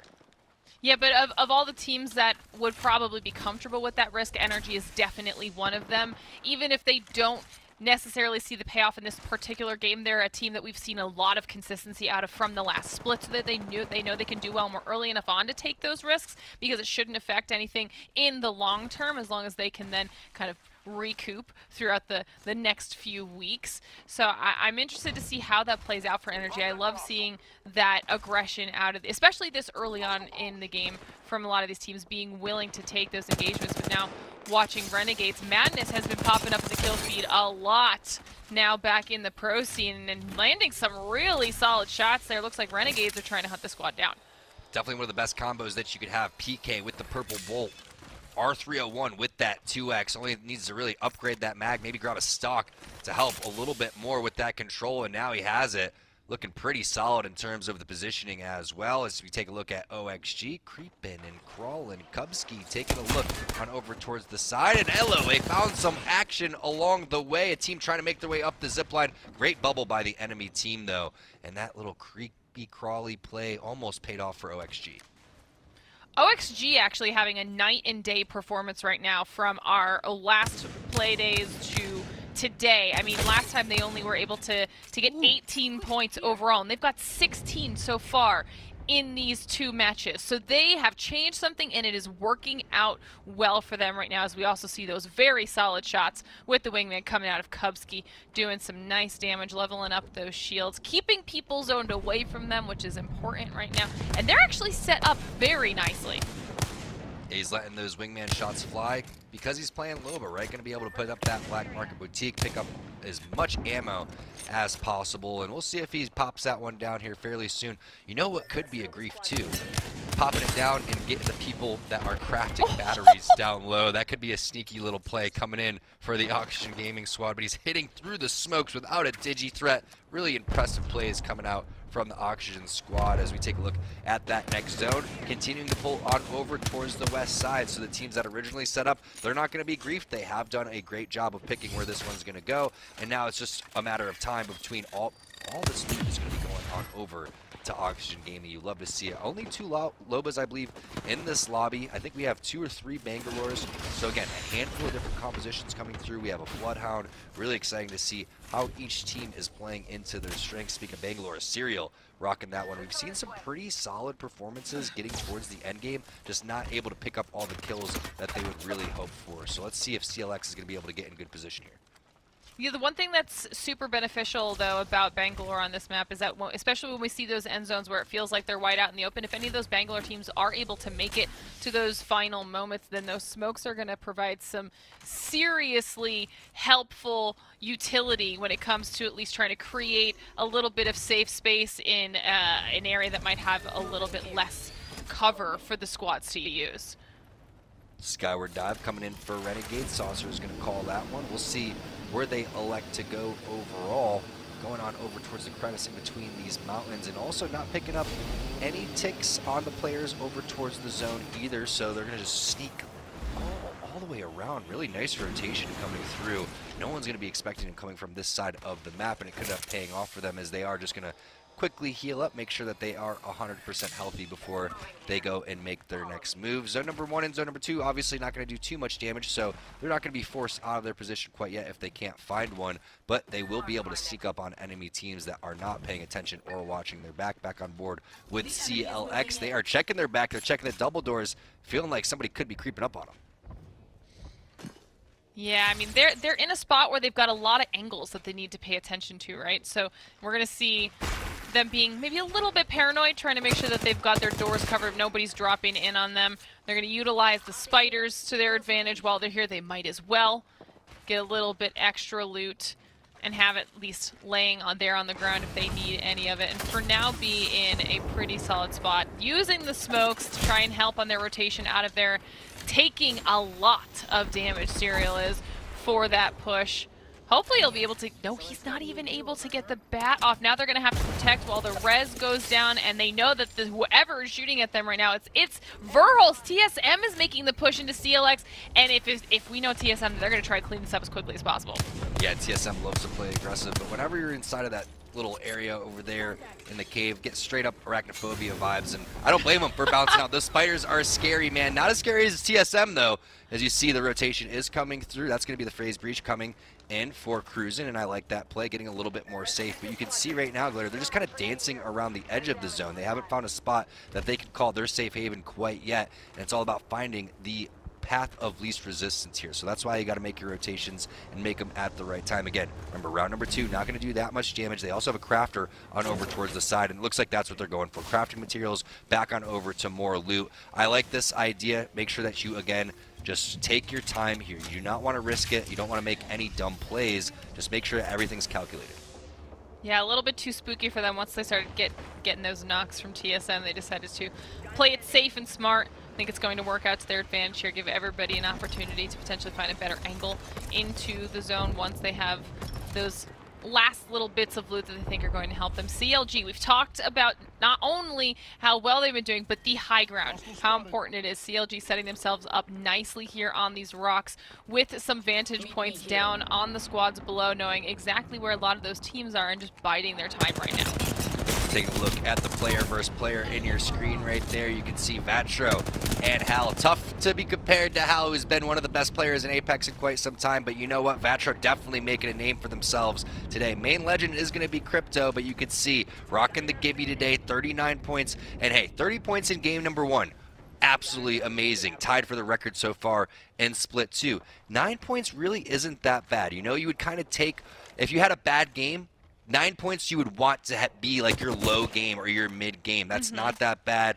You're continuing to add on to that total overall as they pick up one more point. Hey, they didn't get the flush quite yet. There it is. There goes the flush, and there goes Lazarus being eliminated. They went from 39 to 42 real quick. Great pickup there by our Observer team, and What a great rock to be holding down. All of this high ground is absolutely free. The last team you want to bubble fight is going to be G2. However, this team is putting down some serious damage. Yuban with the first knock. ArcStars inside of their own bubble. Now gentrifying in a 2-versus-1 situation. Can he pull it off? You can see the Thirst possibly coming through. The armor swap doesn't connect. The third party is there, and it's just not enough for G2 to survive. NRG, remember when we talked about being out in the open, looking for opportunities, Glitter, they were able to find those opportunities and pick up some free kills. I cannot believe NRG was there for that. That was insane, and that was G2 going out. We thought we could maybe get the trifecta with the caster predictions here, see if G2 could get that win on game number 3, but unfortunately Onset is having something to say about it, and the curse is in full effect right now, so hopefully they'll be able to bounce back there on World's Edge. But that was just a rough spot to get in a fight in general. Now W finding themselves in a bit of a pickle as well as they try to get the loot off of that engagement while keeping themselves alive. Kraber in the hands of Fury, so this should be interesting, at least give them some opportunities to be a little bit safer in this corner. A little bit of a pickle. If they were pickles, they'd probably be in a jar because they seem to be pretty stuck over here throughout all of that. But they have loot boxes there. I would love to see these armors being taken out of the boxes and swapped onto the ground, but that's just controller problems. These guys obviously on M&K right here with the way that they are just twitching back and forth with the reflexes too. We've seen so many Krabers in play today. It's been exciting to watch, but with their backs against the wall over here, it's not that bad, right? You know that your back is going to be clear. You keep the action in front of you. That's typically what you want to do in these type of scenarios. But oh no, Serial's knocked and flush. Hakulo going to go down as well. That's LMK on top of NRG collapsing on those teams. Now you see what's going on in XSET's world. Remember, they're dealing with that early 50-50 going up against Charlotte Phoenix. So it's a tough break for them. They have 50-50s in both of the maps, Storm Point and on World's Edge, and now they're coexisting outside of this building. Yeah, you could see them trying to seeing if they could use that outside wall to at least get some cover from the surrounding teams and then potentially take the fight with the squad inside, and they do. They end up having to make the push here, already losing Vayne. It's now going to be, is it a 2v3? I think it could be a little bit scary, though. You've seen all those ArcStars coming out. They've got that black hole in play to at least give them a little bit of space right now and hopefully stay alive. Unfortunately, they are not able to complete the res there in Vayne as squad does push down onto XSET. Kenny's doing a fantastic job of keeping the enemies off, though.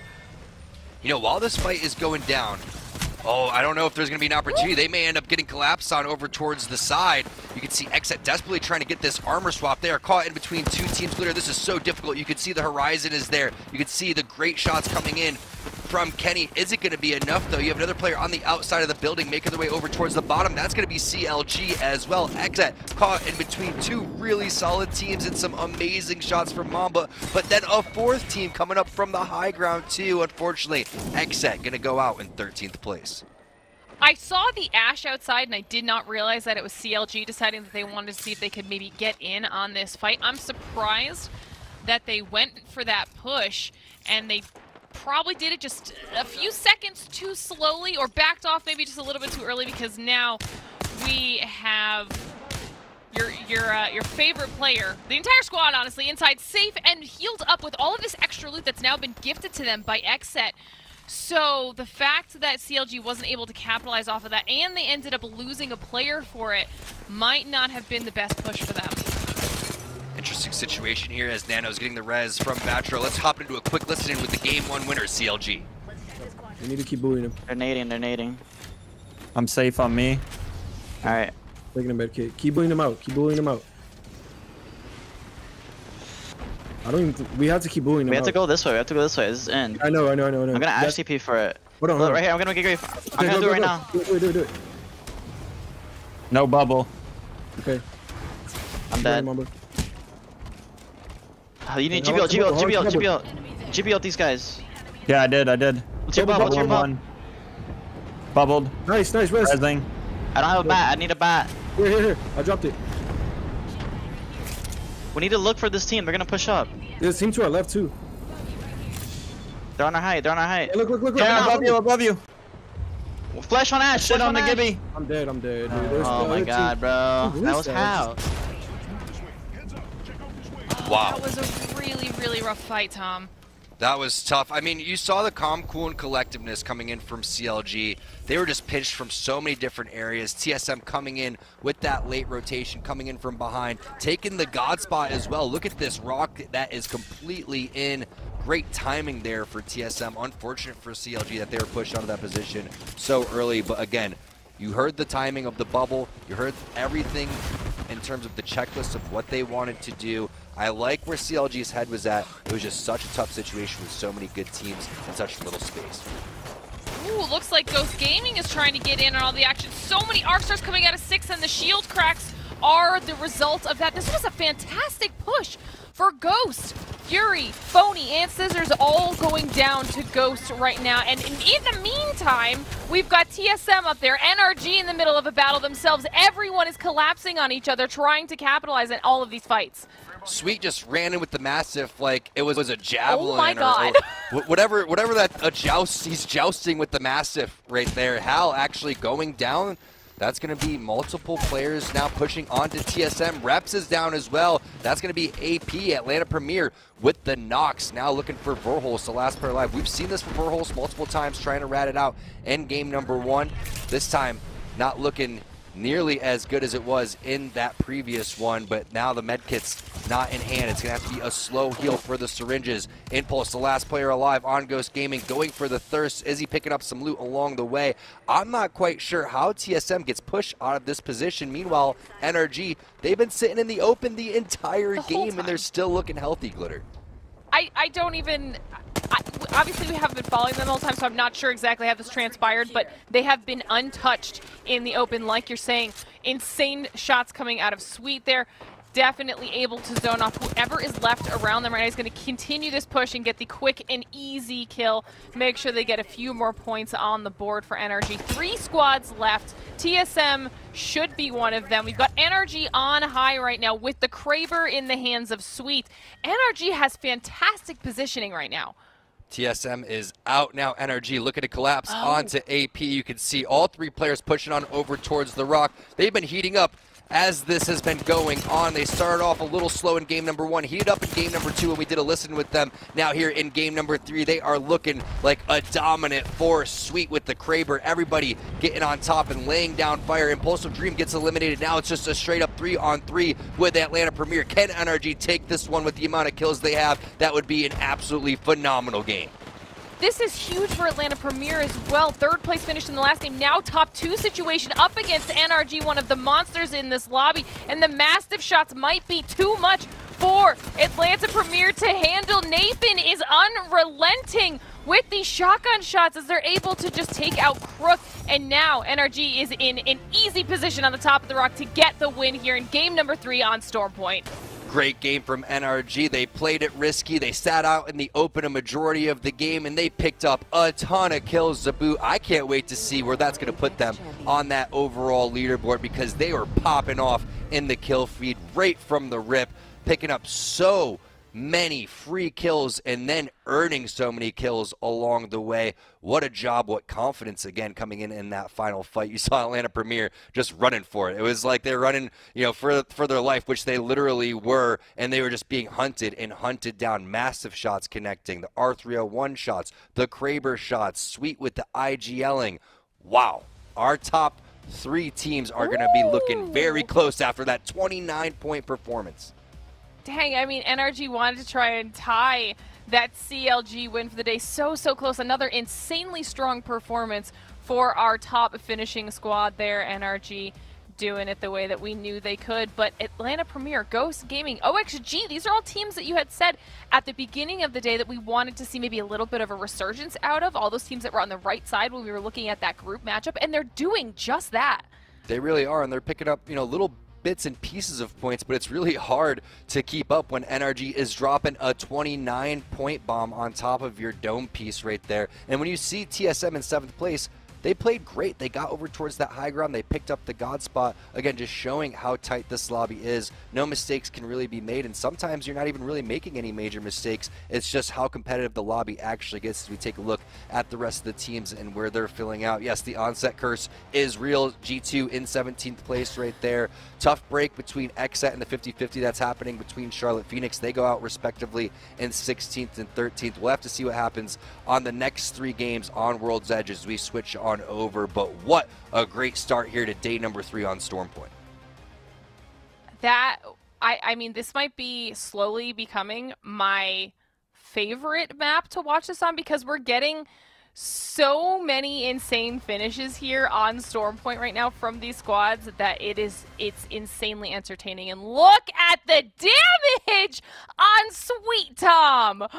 3,000 damage. You can't blame the Kraber for that one. That's just straight sweetness coming in for the NRG squad. They're trying to get on top of that leaderboard that we had for Split 1. They said, you know what, Dexterity, formerly of Absolute Monarchy, Charlotte Phoenix, take a step back, let NRG come through and have a say in this one. Almost 2k damage for Nathan. Rocker popping off as well. Just really well-rounded play. And again, a lot of teams elected to go inside of buildings. NRG, they played the outside. They had, you know, probably the second option in terms of where they would pick next to LMK. So it is a little bit risky. It is a little bit, but again, when you are going for the fences, when you understand the situation, you've already seen TSM and CLG pop off, you want to be a part of that, and NRG was able to do that. I cannot believe, because I was about to hype up Nathan for Nathan's numbers, because they're still fantastic. The fact that Sweet was able to break 3k damage in that final match on Stormpoint, I mean, that's just illustrative of why NRG is just one of the top squads. I mean, you hyped him up as being able to not only be successful as a player, but also that almost like micromanagey level of IGL, letting people know how to do things, when to do things. And you were wondering what would happen if he could focus more on the gameplay. Well, clearly he doesn't need to, Tom. Are you kidding me with those damage numbers?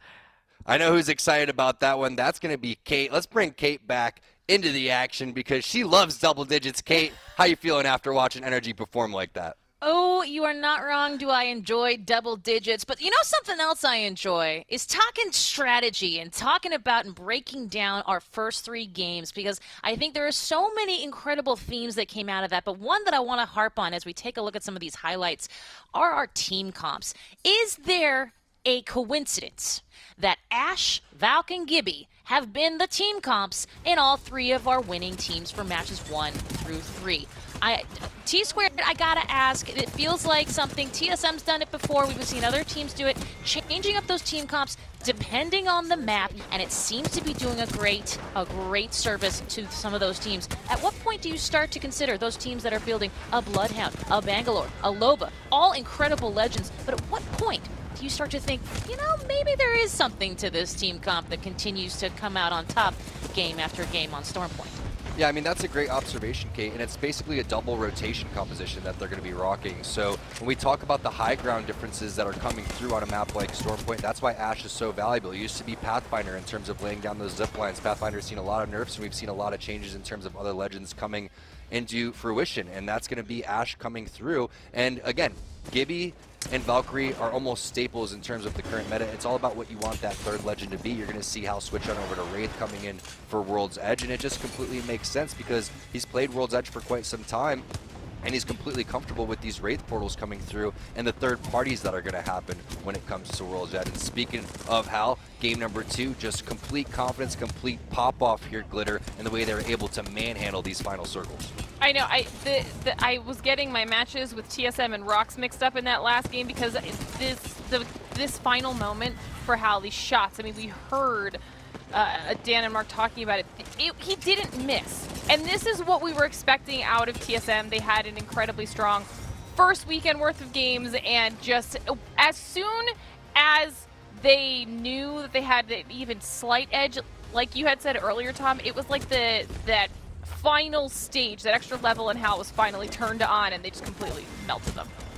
And when G2 tends to struggle, it's when they take these fights and get third-party. Yes, they do win a majority of their fights, but they are not winning them as cleanly as they would have hoped, and you see them end up getting a third-party right here. And a lot of that was, again, NRG being out in the open. Just look at how they're confidently rotating on a swivel, looking for these opportunities. These shots through the smoke right here from Sweet. Oh, man, chef's kiss. Look at this. He's already got 2,400 damage with 8 squads left. You know that this last squad is absolutely terrified when they see a full team of 3 like NRG running directly at them. There wasn't even an armor swap in that box. He doesn't need it. Just look at the anchoring happen on over towards the back. We have ourselves a heavyweight bout here.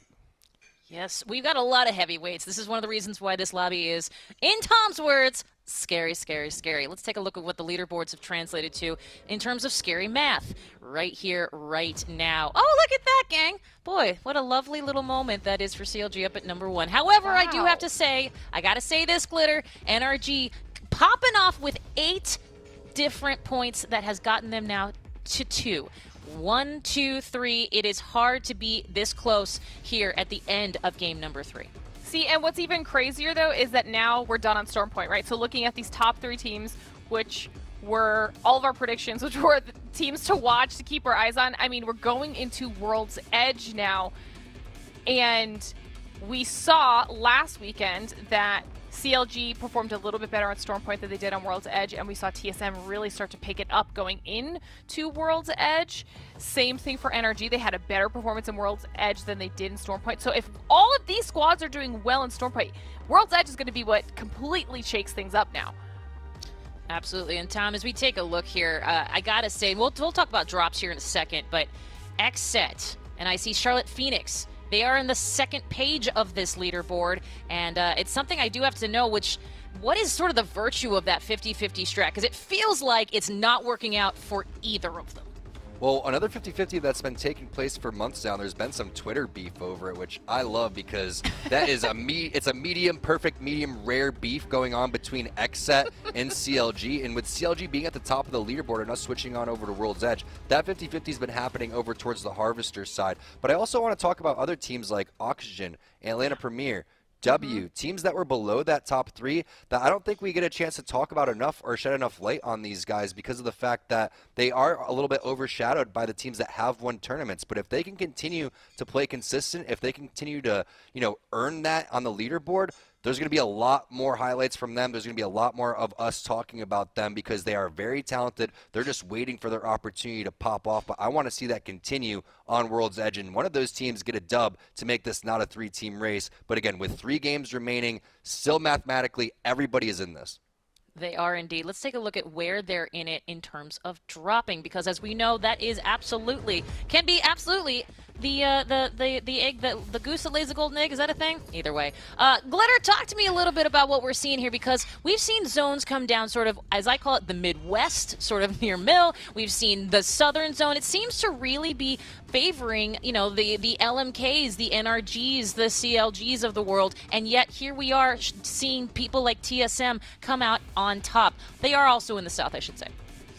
Ish, they're all kind of in that area. Yeah. But what we saw is that, especially in this last game, and look where NRG was, when we first checked in on that very first zone, NRG had already left checkpoint. The second they saw where the zone was going, they made that rotation south, down towards the mill, and they tried to get a spot center zone and hold it as early as they could. And we saw them doing that when the zone favored them directly in checkpoint, and obviously the likes of TSM are doing the same. It really came down to the amount of squads that were near the perfect spot in a lot of those final moments, because even if those teams were able to hold it, we saw in the third game that TSM struggled to hold that God Rock that ended up being the spot where all of those final fights happened. So sometimes even if you're in the right spot, it is a little bit of timing luck with when those pushes start happening, when those third parties start happening, and are you able to kind of fend them off? Because NRG had that more open positioning. They were willing to play the riskier strat in that specific instance, and that worked out better for them than trying to hold that single lone rock. And if I'm being honest, a riskier strat for them is more entertaining for us, so I'm all about it, if I'm being completely clear. Yes, absolutely. And I really do love this graphic because it definitely has a lot to do with how we see those endgame circles break out. But hey, Guess what we're breaking out? We're breaking out a new map here, Tom. And by new map, I mean an old favorite. And this is one that I do kind of wonder sometimes when we have these map changes, especially onto World's Edge, how many teams are just like, hold, wait for it. We'll get World's Edge, and then we'll really go for it because we have the tradition, we have the experience, unlike perhaps Stormpoint. That's it's a great mentality. It also could be a thorn in your side if that's how you're going to approach the situation. But if you haven't had the best performances in the first 3 games, there's nothing better and more refreshing than some sort of change in the map, right? So a team like G2, for example, that's been cursed by our favorite, person on set, which I don't know why I ended up picking the same team as him. But, one thing that I do want to touch base on Stormpoint, if you're a player, if you're, a coach, analyst, whatever that is, go and watch how Energy approached that circle because they had some sort of information that other teams didn't have on how they wanted to go and play that one. Everybody else, again, elected to go inside of a building. They played in between 4 or 5 different teams, and they completely popped off. So, again, if you're wanting to know how to play Stormpoint, how to play that specific game and zone, go and watch Energy play that game. Hey, speaking of watching teams play a game, let's see if you would like to watch TSM relive their glorious $100,000 playoff win. These 3 gents, you know them, you love them, you like to watch them play. Well, now they're actually talking through some of their greatest plays, their greatest matches. They're literally bringing you through their an entire $100,000 match-winning match. It's so amazing. Sorry, hard to say. But the point is that you should absolutely watch it, especially if what you're looking for is that TSM glow, that TSM difference, that X factor. They go into all of their stuff. You gotta see it. Trust me. And hey, that YouTube channel, Play Apex Esports, they are doing some incredible stuff there. Head on over, give us a follow, give us a sub, but tell you what, just enjoy the content because they're doing some incredible things. And of course, we're on Twitter and we're on Twitch, which is probably where you're watching now. Maybe you're watching Multiview. Who knows? Either way, lots of things here yet to come. Certainly lots of great content that's already out there. They're doing an incredible job. Well, hey, this has been, of course, match number 3, but now we're headed over to match number 4. It's coming up right after this, so stay with us. This is the Apex Legends Global Series Pro League Split 2 North American play, and we will be right back. Holding here. I'm batting. They're low, both back. I'm aping this thing. Come with me. Yeah. Marco, clean this up after. Yeah. Give me 100. Last guy's hit 126. I see him. I'm about to trick shot this with the Kraber. Nice. Go, boys. Great communication. Great energy. That was great.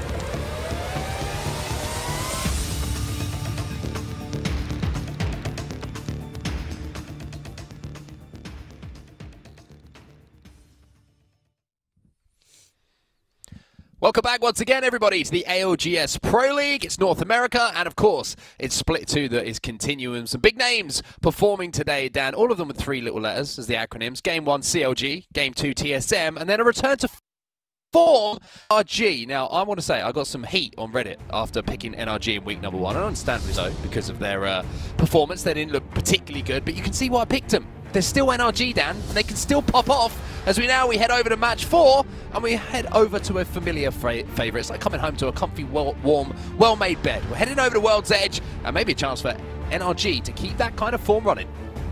A warm bed and a warm brew, everything you need when you get home. And it's funny, really, isn't it, that you got some heat? It's like we're meant to be mystics with mystic balls and we should know everything. But, you know, we make predictions, we try and make it interesting. Sometimes, you know, you win, sometimes you lose. On usual occasion I win, but that's fine. It's just and on every other occasion I lose, as Tom is finding out today. So yeah, sorry Tom. But you know, you do just seem to have that curse about you. But we're back on World's Edge, as you say, so that means a lot of these teams are going to be a bit more comfortable. They should know where they're dropping, they should know where others are dropping, but maybe there's a few curveballs that will be thrown into the mix. But as you say, 3 teams currently lead the charge. We'll see whether that can now transition into World's Edge. Are they going to be able to, of another team having a pop-off game here and pushing themselves towards the top of the leaderboard? Well, NRG, who we're going to start off with the POV with, understandably so, the winners of our game number 3, and this is how the teams are going to be landing. It looks a lot more comfortable than what we saw previously. However, if you take yourself down to launch site, maybe not quite as comfortable, as we can see a couple of teams maybe being contested down there, but I also want to just take a second. I think for competitive integrity's sake from now on, I'm just going to sit back from predictions. I think it's just best for everyone, the teams, the players, fellow talent members, whoever it is. Yourself. I'm now officially, myself, yep, sure. I'm going to just officially retire and put down the predictions pad, so to speak, and yeah, let everyone else do it. I think it's about right. We'll just put N/N. It's fair, isn't it? Not Yeah. not applicable. Then you don't curse anyone. Then no one moans at you, and we can't laugh at you. I kind of like laughing at you. Maybe we should bring that. I don't no, want we to curse shouldn't anyone allow you to anymore, Dan. I'm not Danhausen. You know, I'm just a guy, just trying to do my best. Okay. You're just a boy. No, I'm not even going to go down that quote. Anyway, southeast zone is where we're going to be heading. So the few teams that are dropping down towards the dome area are going to be pretty happy about that one. CLT in particular, they should be in a great spot. They could even transition down further southeast if they wanted to, depending on where they think that's going to pull. Is it going to pull into the pocket? Is it going to pull into the cave? Again, difficult to try and predict. As for the other teams, there is a lot of movement that's going to have to happen from the northwest side of the circle. So we are going to see a lot of teams Valkyrie ulting and also just making their way and venturing across the map as quick as possible, because you don't want to be one of the last teams to get into these circles. There is not much room to play with, especially if it gets into those kind of lava pits that do surround the dome area. Yeah, it's an interesting zone for sure. It's one of those that maybe, you know, beacon information is going to be important, especially third beacon information, right? So you might see teams playing this a little bit slower because the second beacon doesn't really give you a full indication of what side of that mountainous area you want to try and play. Nightmare, though, they are at Skyhook at the moment, and they are sat around the campfire, and in just a few seconds' time, if you listen really carefully, then Luxford's going to start singing Kumbaya. But you know what happens when you do start singing Kumbaya? More people start to turn up. So you've got to be a little bit careful about what tunes you start strumming. And it looks like they're worried about something. Clearly they've heard a little bit of trouble in the distance, but now it finally seems like that trouble has been diverted elsewhere, so now they can make their move. But certainly some teams in close proximity of one another. TSM, remember, after their pop-off game in Game 2, they struggled a little bit in Game 3, still got towards the end game, still managed to pick up some points, but if they want to be pushing for that #1 spot, which we know they do and will love to try and achieve, then they need to be doing a little bit better here in game number 4. The circle's not too bad for them though. Of course, when you do land in the middle of the map, you do put yourself in a good situation to try and get to that next circle. At least it's not too far away. It always makes me so nervous when TSM do this, by the way. You know, they rotate towards the other side of Fragment to Fragment West. They go to this crafter, and if they've got white armors, they'll level them up. And it's just a horrible moment, right, where all of them, or 2 of them at least, will be running around naked. And it's like, all it takes is one team just to spot them out. Maybe just play a little bit ratty, recognize the strategy, and they're all dead. So they get away with it for now, and my heart will return to somewhat of a normal heart rate. But Bad Boys, no armor problems for them, Dan. They've got a blue on Lucas. Promos has got himself a gold, and you've been sitting there looking all pretty in purple. Got to be careful about these shots that are coming from a distance, though. It's more teams are making the move. CLG seem to have jumped on top of another team, may have already got one knock here, so they've got to try and finish this fight off quickly before other teams get involved. Yeah, it looks like it isn't a conversion of a kill, but now you can see Nano trying to move in. A lot of talk about Nano and his individual ability. There's a 50, there's another one, and you can see exactly why this man is being talked about. Huge damage output coming from Nano, and Vatro and Mamba are there to clean things up, and that is some serious output from the good end of the Peacekeeper, the Bandit, if we were on the receiving end of it, but that's going to be 3 KP for CLG as we see our first team eliminated. Always difficult to be the first team to go out as well. You just have to sit back, watch what's happening in front of you and try and think of what you did wrong. But sometimes it can just be down to purely wrong place at the wrong time with Apex Legends. But do you reconsider your transition from one zone to the other? Is your rotation poor? All these things have got to be discussed, but you're going to have a lot of time to do so because that was a very early elimination as well. But a nice juicy amount of KP for CLG, which will put them back at that #1 spot or continue their #1 spot to get a little bit larger, should I say. So now they're going to be feeling confident. Like, they can get to the late game with a little bit of KP here. And the big question is, are they going to run into any more teams that are struggling with their rotations? Well, if you're a fan of Nano, a Nano fan, if you like, and you're a fan of CLG, just a reminder that you can watch on multi-view and just press on that command center button below and you'll be able to watch some CLG POV for the entirety of the rest of the games. If you wanted to, pick your favorite team. Decide who you want to watch, Dan. I don't know who it is. Maybe it's CLG. Maybe CLG are picking up some more fans. Maybe multi-view is popping off right now because CLG seem to be doing so today as well. They've put themselves into that top 3. Huge points in that game that they won a little bit earlier in game #1. I think it was 30 in total. So CLG are going to have to keep up that fighting mentality and keep up those fighting wins because they have a long way to go here. Right from the northern tip of World's Edge down to the south.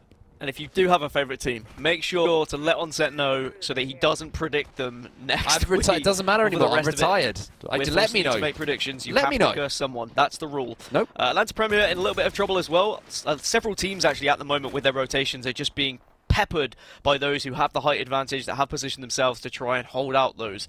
It's really difficult in World's Edge when you are trying to go from A to B without a Valkyrie ultimate. Sometimes you do just get caught in these low ground situations where you have to make the decision, alright, we need to fight, and it looks like that's where Atlanta Premier are now.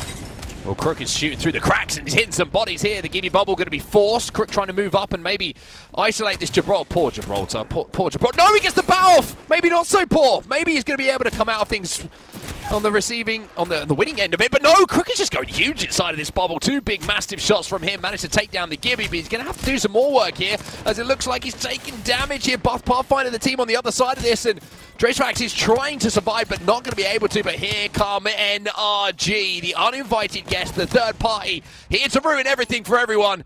Apart. Watching on saying, yeah, we'll gobble some of that KP up. The question is, do TSM and NRG engage to each other? Probably not. They are far enough away where they don't really need to. They can sit back, they can think about their rotation, and they can just move along. Wave at each other, use their Jedi powers and say, move along. And that's all you need right now. But as for everyone else, you've got to try and avoid these teams. You don't want to be put in the same kind of ambush situation that we've just seen AP get involved in. But that's unfortunately going to be the case. When you're trying to get to this next circle, which is going to be in that southeast area, you are going to run into some of these squads. Well, Crook trying to do his best impression of a police officer who's trying to disperse some crowds, but just saying, move along here, nothing to see. Unfortunately, he's going to be last player alive. 18 squads now remaining as Hal tries to move down as well. And you can see there, both NRG and TSM are hunting for this free KP that will be Crook down on that low ground. But the problem is, if you over-engage, you overextend, both teams are kind of looking at each other, posturing, so to speak. You like to use the phrase puffing their chests out, and I think that NRG have decided that maybe they're just going to let this one go for now. Yeah, just for now. Instead, just think about where this next circle may reside. Of course, they don't have the information that we do. The beacon information that we see is just an observer perk. And if they haven't got a beacon themselves, they will not know whereabouts it's going. So you could try and bank on something like Lava Station. But some of these teams, of course, will have preferred patterns and developments which they try and proceed. But now, NRG have decided to move over, stay in Lava, and they can do alright here. I mean, yes, okay, the circle is going to move, but at least they can reside here for quite some time and they can survive. Still, plenty of squads remaining. So that means you are very much vulnerable to another team joining a third party if you do get involved in a fight. So you do have to be very thoughtful about how you want to move across the map. Well, it looked like Sweet wanted to jump on the gondola. The only problem was nobody wanted to join him for a second there, as they are pinging when they want to try and rotate and maybe think about a Valkyrie redeploy. Maybe they don't have the beacon information, as you can see in the top left-hand side of your screen, so they're maybe just trying to hedge their bets and play it a little bit late because they don't know that pull is going towards the Lava City side of World's Edge here. TSM seem to be favouring that a little bit more. They're also going to be able to now drop down, having just cleared everything out. And the NRG kind of worries that were there are now not. So they're going to be able to get this loot that is down below and been left for them to play with. But you can see the comparison of the two IGLs on either team, NRG and TSM, and Sweet in that last game down. I mean, it was a pleasure to watch the man just pop it off. And once again, somehow, some way, still having a Kraber in his hands. Yeah, honestly, the damage that both of these two are able to achieve is always very enjoyable to watch, but also listening to their IGL abilities is also where I really get my kicks. And hopefully we get some more listens a little bit later if we do see these two get to the end game, which at the moment, with how they've been playing and the positions they found themselves in, it is probably likely that we will see them towards the end game. It is TSM who have moved a little bit further towards what we know is going to be the next circle. NRG, they have a little bit further to move, but I'm sure they'll be there sooner rather than later.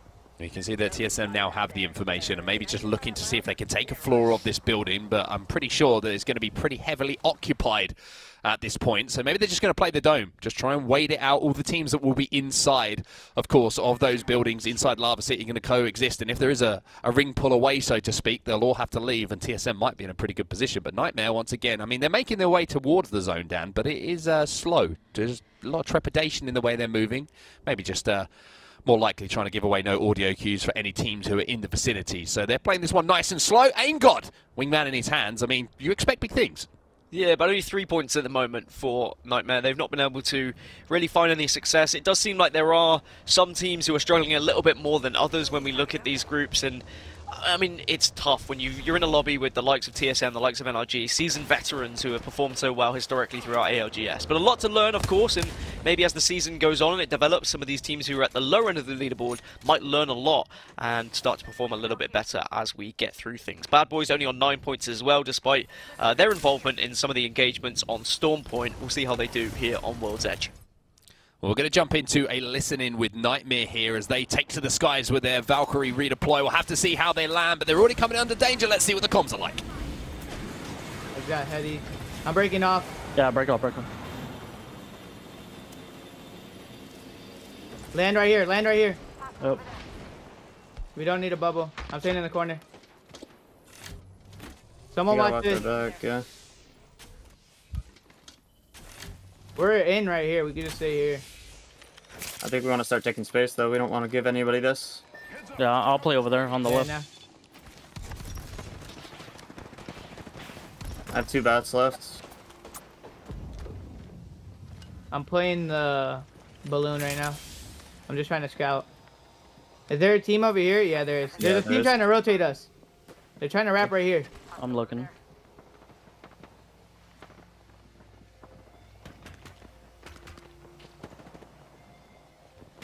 They're Valkyrie. Yeah. Right here, right here. 35 on the Gibby. Crack Gibby. They just gave up train. I'm a portal for train. I cracked 2 of them.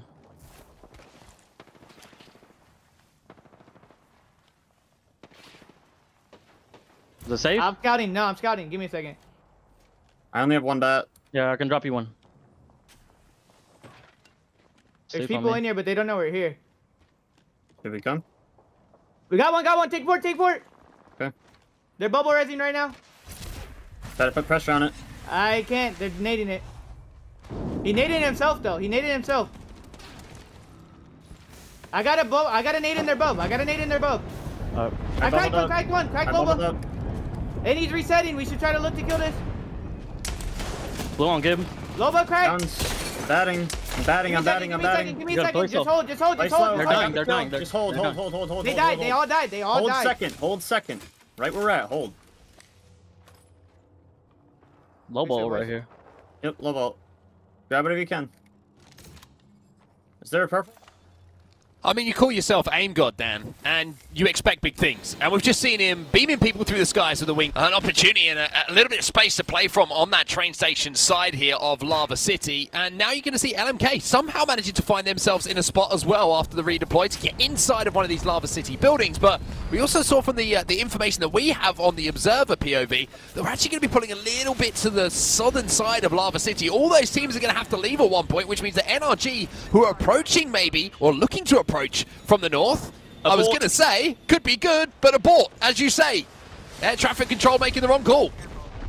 They have to go back in, and they're probably going to have to take this fight as well. Bad Boys are going to be there. Shots are already coming out. It's a trade 1-for-1. Make it 2-for-1. Bad Boys, they have the lead in this fight, but we know what NRG are capable of. It's all down to UYPN, but unfortunately, Nathan steps up when he needs to. And because they were able to pull back away from all those other teams, NRG should be able to get the reses here.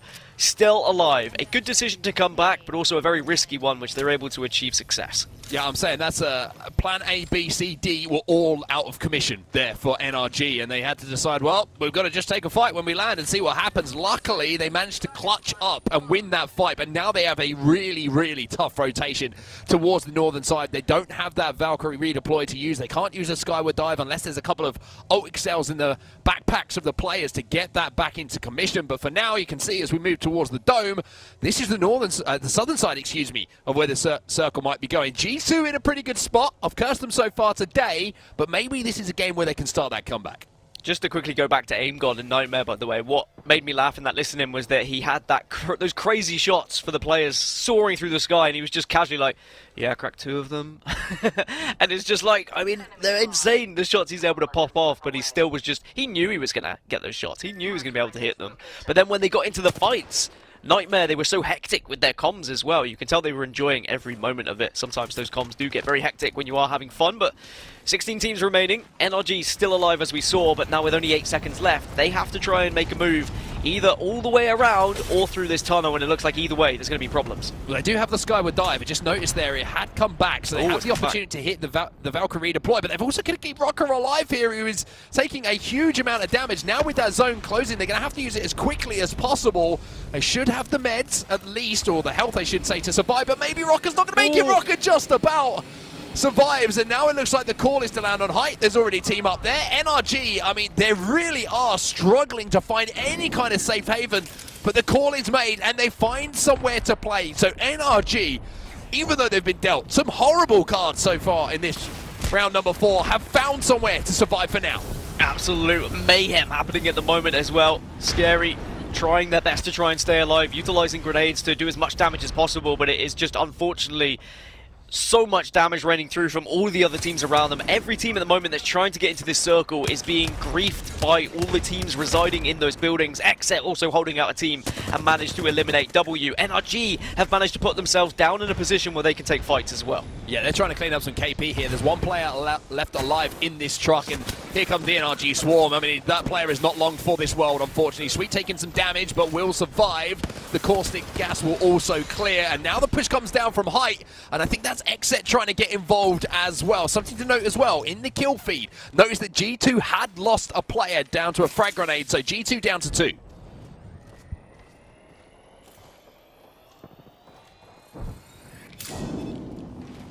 Ultimate accelerant here.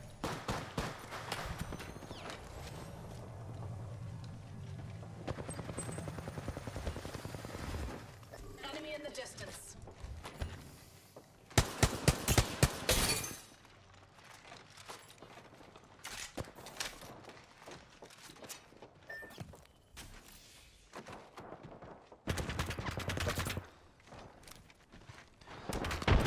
Well, let's see what XZ can do here. Apologies for the little break in the comms there for a few seconds. Unfortunately, tech problems on our side, but XZ now involved in a fight with NRG. NRG trying to do what they can to survive.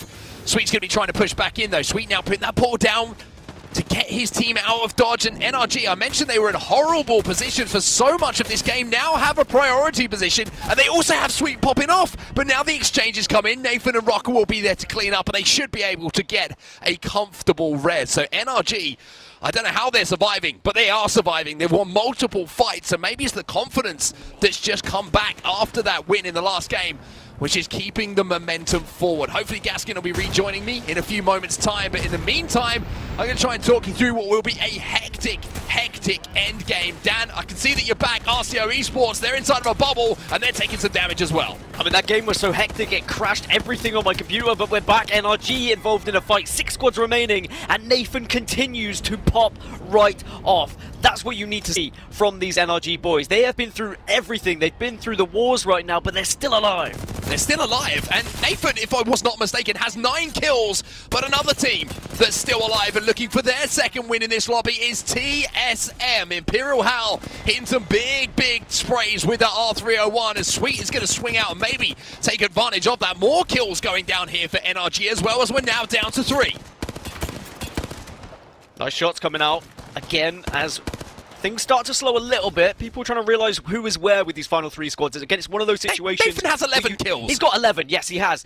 TSM still alive, and actually it's a 3v3 versus 1 as far as I can see. AP again into the final circle with just 1 or 2 players. They are fantastic at ratting it out, but maybe NRG going to try and start this fight. This is bad for TSM because they managed to solo out reps, and now Verholst is dead as well. Hal's going to be left alone, and this is bad news if you're a TSM fan. If you're an NRG fan, this is great news, as Hal is now last player alive, jumps into the void to try and survive for now, but where is that duo? Can they help Hal survive, or will it be Asura playing on his own? Hal is out. NRG cleaning house in these final moments. They won the last game, they are returning to form, and they go back to back. NRG are your champions. And if you think about how NRG just got that win and everything they were put through from the initial Valkyrie dive where they had to abort and they still won that engagement with a final fight from Nathan in a 1 versus 2, and then re-Valkyrie ulting, getting put on the outer edges of Lava City where there were so many teams watching them, and they still survived, they still got into that final circle, and then the way they played that final circle with so much confidence, you can see how much they trust one another as a team, but also how much they trust their own individual ability. They are not afraid of anyone. They constantly want to be taking that fight. Amazing aggression, so many kills, and they are 100% going to be top of the leaderboards. You don't even need to think about maths on set, because that amount of kills and first place, bish bash bosh. I think there's one thing I do have to worry about, and that's the amount of points. And my word, NRG. Woo! 31 points for Rocker, Sweet, and Nathan. We were impressed, and rightly so, by CLG in game 1, but they've gone one better here, literally and figuratively. NRG with 1 extra point to make it 31. 19 kills in what was one of the most uncomfortable games for them. But when they were put in situations where they had to win fights, Dan, they won every single one of them. Yeah, what was amazing is you look back right at the very start of the game when you had TSM and NRG both either side of the bridge picking up KP on the teams trying to rotate through, and they both managed to make their way towards the end game in a very different story, which I'm sure that it could have gone either way realistically, but because TSM was slightly on the back foot towards that last circle and they hadn't necessarily reset correctly, NRG took full advantage of it, and the final member of AP just ratting out to pick up a top 2 finish. I'm very impressed with what AP have done. It has to be said, they can consistently find themselves in these late games. They are consistently being a thorn in the side to some of those teams who are trying to pick up the win, but that's what you've got to do in Apex Legends. Be consistent, get to those end games, and I'm sure eventually we'll see AP start to pop up as game winners. They just need to try and get all 3 members there first. I mean, I want to see these stats, by the way. Just Blimey. Ridiculous. I mean, let's just take a second, by the way. Sweet in the last game. Yes, Nathan's picked up 12 kills. Absolutely insane. But, I mean, you said I could avoid some maths, Dan, but if I'm not mistaken, that's over 5.5k damage done by Sweet in the last 2 games alone. He picks up 3 kills, but Nathan, I mean, how many times was he left to clutch? Rocker winning some big battles as well on Gibraltar, and just the recognition of end game circle and where they could win that final engagement against TSM to make their life easy. It's just brilliance all round from NRG. If you question their form coming into today, I understand why, but you can't argue with the fact that they're back now. Yeah, they are back, and they are back with a bang, and World's Edge just looks as comfortable as ever for them. Maybe Storm Point hasn't been the best, looking at last week, and it looks like they've worked on things. They looked far more comfortable when you look in the Game 3 matchup that they just had. So going back to back, it's very rare you see in the Global Series teams consistently getting first place, especially back-to-back. What ESA did last week was an outlier. It doesn't happen very often at all. But now we're starting to see teams really glue together and really show how they perform and how they can dominate when they actually are on the ball.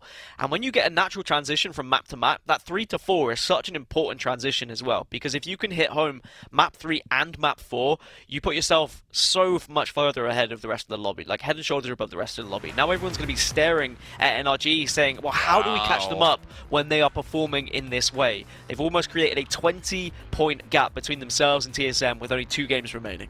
I mean, that gap is looking pretty huge, let's be real, between NRG and TSM in the leaderboards. But the one thing I will say, Dan, is when teams have won games so far today, it has been big point totals. It's looking like a pretty top-heavy lobby as far as not just placements, but the kills that those teams are picking up as well. So if I'm COG and I'm TSM, even though NRG are popping off right now, just know with 2 games to go, there is a lot more Apex Legends being left to play. And one team that needs to remember that as well is, of course, my prediction of G2. Down in 12th place, just something isn't clicking for them at the moment, Dan. I don't know whether it's just the lobby is not playing out the way they would have wanted, if maybe they're just getting caught on rotations, maybe they're not winning the team fights that they're used to winning, but something isn't quite adding up for G2. But for NRG, everything is looking good. Yeah, and I mean, now when you look at that gap from like 16 points, for example, in 12th place to 71 in first, winning this group has become very unrealistic for those teams in the bottom half. So instead, you need to focus on just trying to get a little bit of consistency, trying to place a little bit higher so you can push yourself further into the points and think about later on in the season, rather so than this particular group, because you're not going to win it. 71 points is a big total to try and chase. Even if you had 2 pop-off games in a row, you would need mammoth games, and you need to hope that NRG did nothing. So it's not a nice situation to be in, but at the same time, you can only focus on what's in front of you. Well, it's time for us to take a break before we head into our game number 5. NRG go back-to-back, and the question that everyone is probably thinking in their heads right now is, can they do it a 3rd time? Right below me, wait. Back. All right, chill. The other team's looking right here. I think it might be a solo. I'm getting on the rock. I'm pretty sure we have to get this KP. Dad, nice. I think it's a solo. Tethering him. Yeah, Valkyrie him. Stun, stun, stun, stun. Let's go! Oh my god! I'm so good! Nate, good job!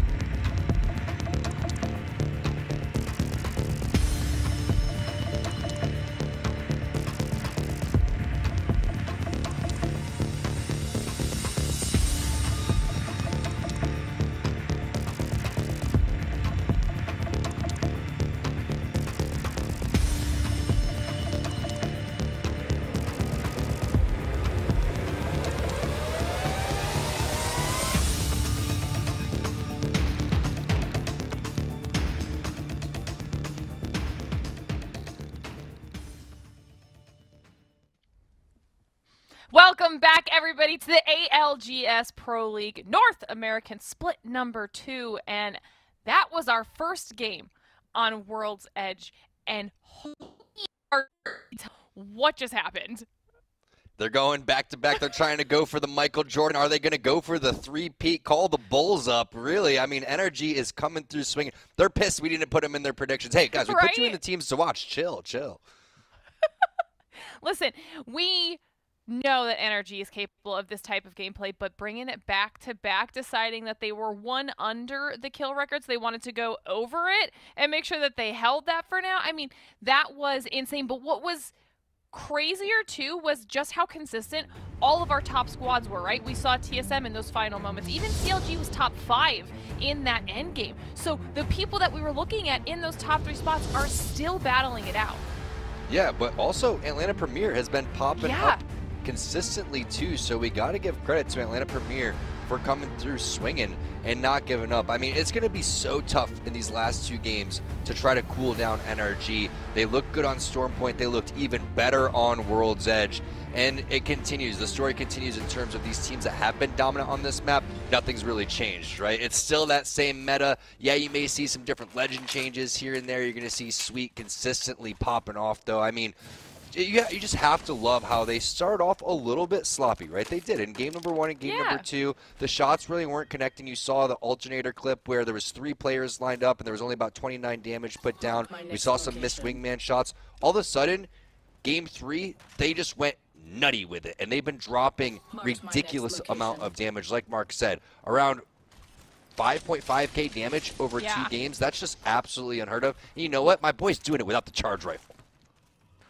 You don't even see full squads sometimes get that much damage. Sweet is right now in a league of his own, and I mean, honestly, when he goes on these types of tears, it's unsurprising that those are the stats that are being put up by him right now. So NRG, like you're saying, they're going to be really, really hard to put a stop to right now. But we also talked about this because we had said that it was really more about the opportunities that Stormpoint gives the teams to get those points on the board, because once we get to World's Edge, the teams like the NRGs, like the TSMs, they're very likely to do well on this map. So when they also do well on Stormpoint, the whole day gets a little bit scarier.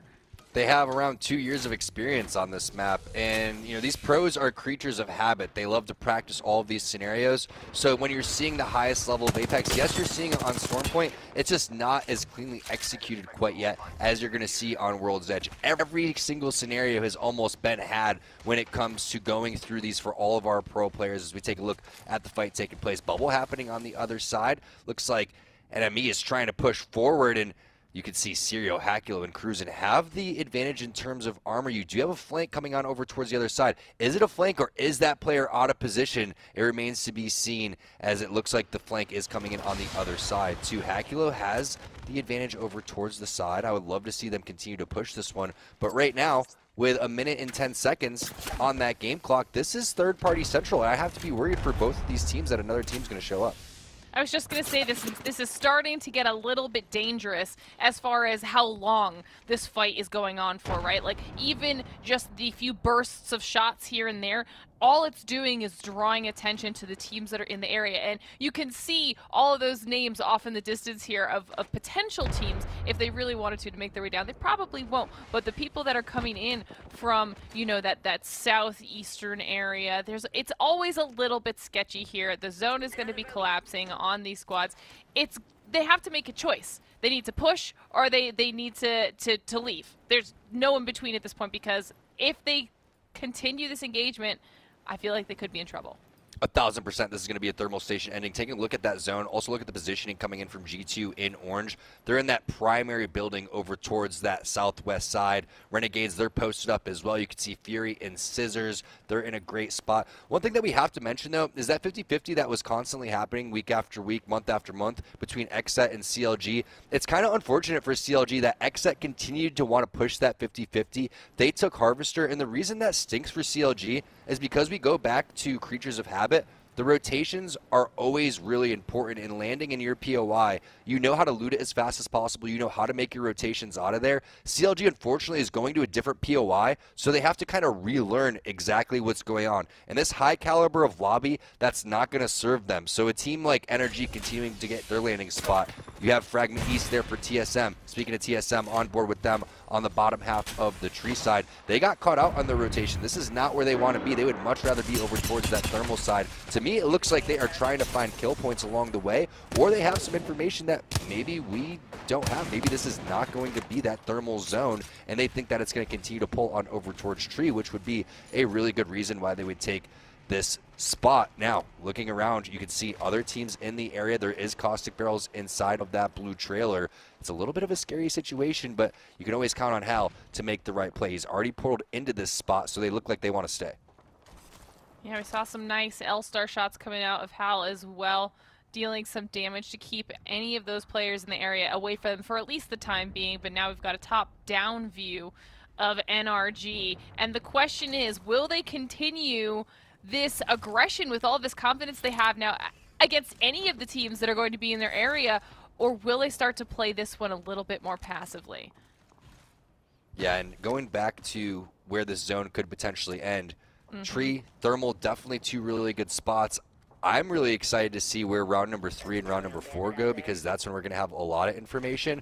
But right now, I'm worried about NRG potentially taking this fight. There has to be people in the vicinity. We saw the overhead. I would expect more teams, but they are ready to take this fight, and the wingman shots are already connecting for Sweet. That's going to be back-to-back shots. Nathan up over towards the high ground. You can see him get the knock right there on a turns. It's answered right back for Dimmy. This is LMK. LMK already had a top 2 finish on over towards the Storm Point side. Meanwhile, bubble res potentially happening. Look at Glitter, how close Nathan was to being thirsted. Just a sliver of HP away from that one. Phase Breach is going to come in handy as they back off from this fight. What a crazy situation for NRG. They almost go out as the first squad eliminated. See, and this is what I was talking about, that the confidence now off of the back-to-back wins, they're thirsty, they're hungry, they want to push for more of these fights because they feel really good right now, and they honestly don't have a whole lot to lose. So if they can go for some early KP, they're going to try for it. As the res is coming out of LMK, you can see that NRG's trying to move up and see if they can maybe capitalize on the fact that they are now bubbleless below them, and they could potentially make yet another attempt at a push here. Yeah, nice job backing off and hitting that battery. Sweet has plenty of batteries, which could be another reason why they are playing so aggressive, on top of the fact that they have nothing to lose, which I love that you brought up there, as 2 players already down. That looks like the 3rd player. Sweet is getting challenged, but it's just a matter of time before this player goes down. You can see Nathan going to be on top of that one. The tracking, it's like they have a bloodhound right here. They are waiting for the sound cues. They can see him on the opposite side, and unfortunately that Valkyrie is going to be donezo any second. Don't do it to him. He's trying, the Valk's trying so hard to escape, but NRG are not going to let Dimmy get away. They want that final KP, they want that squad wipe, and they want to know that, I think that might have been the only team that was near them in thermal, so right now they've actually cleared out a lot of real estate to hold on to. Ghost Gaming with the knock right there. You can see Rakanishu coming through. That's going to be defensive bombardment on top of Ghost Gaming to try to get the res back onto their boy, but Nizel, he's taking storm damage. You can also see enemy Ghost taking some storm damage too. 6 does get hit with that defensive bombardment. The bubble was down. Rakanishu already used that one, and you could see the Nox gas grenade was utilized as well. So a 2-on-2 situation over here as this zone is continuing to tick away. Just early damage though, so nothing major quite yet. And these teams are potentially worried about a 3rd party. So interesting that they are going to back off from this one. I believe it's just Rakanishu now in a 2-on-1. So that makes complete sense on why they were going for that one as we take a look at Split 1 regular season stats. Spoiler alert, you're going to have 2 players from Sentinels on over towards the top. They are not in this group though, and not on this map are 2 players from Ghost Gaming. G2, they're trying to survive over towards the God building where we think this zone is going to end. That's going to be Xset pushing in. Vayne with the knock right there onto results, or quick battery there from Gentrifying, but this is a tough spot to be in. 2-on-1 bubble there, 48 coming through. It's just blue armor though, and Gentrifying basically has no HP as he's getting shot over towards the side. Great mechanics there, but it's just not going to be enough unless they can creepy crawl their way on back. It looks like they pushed on over towards this building, which is a very risky play to go and try to take that fight over towards Xset. And Xset seems to be the bane of their existence in this situation. Zone continuing to bounce more over towards that thermal side. It is crazy to me that so many teams set up over towards Tree. Look at that glitter. You have 1, 2, 3, 4, 5 teams inside of Tree. Remember, TSM is one of those teams.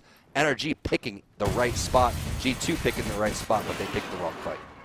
There is so much happening right now. G2 almost were able to potentially get a little bit of a reset there because there were some tracers coming in from fights that were going on off in the side. We're jumping back on board. Niesel getting a kill. Nightmare now in a rough spot. Only Lux 40s left on Nightmare. So much is happening right now for how early on we are in the game, but it's because everybody's trying to get into those god spots that you keep mentioning, Tom.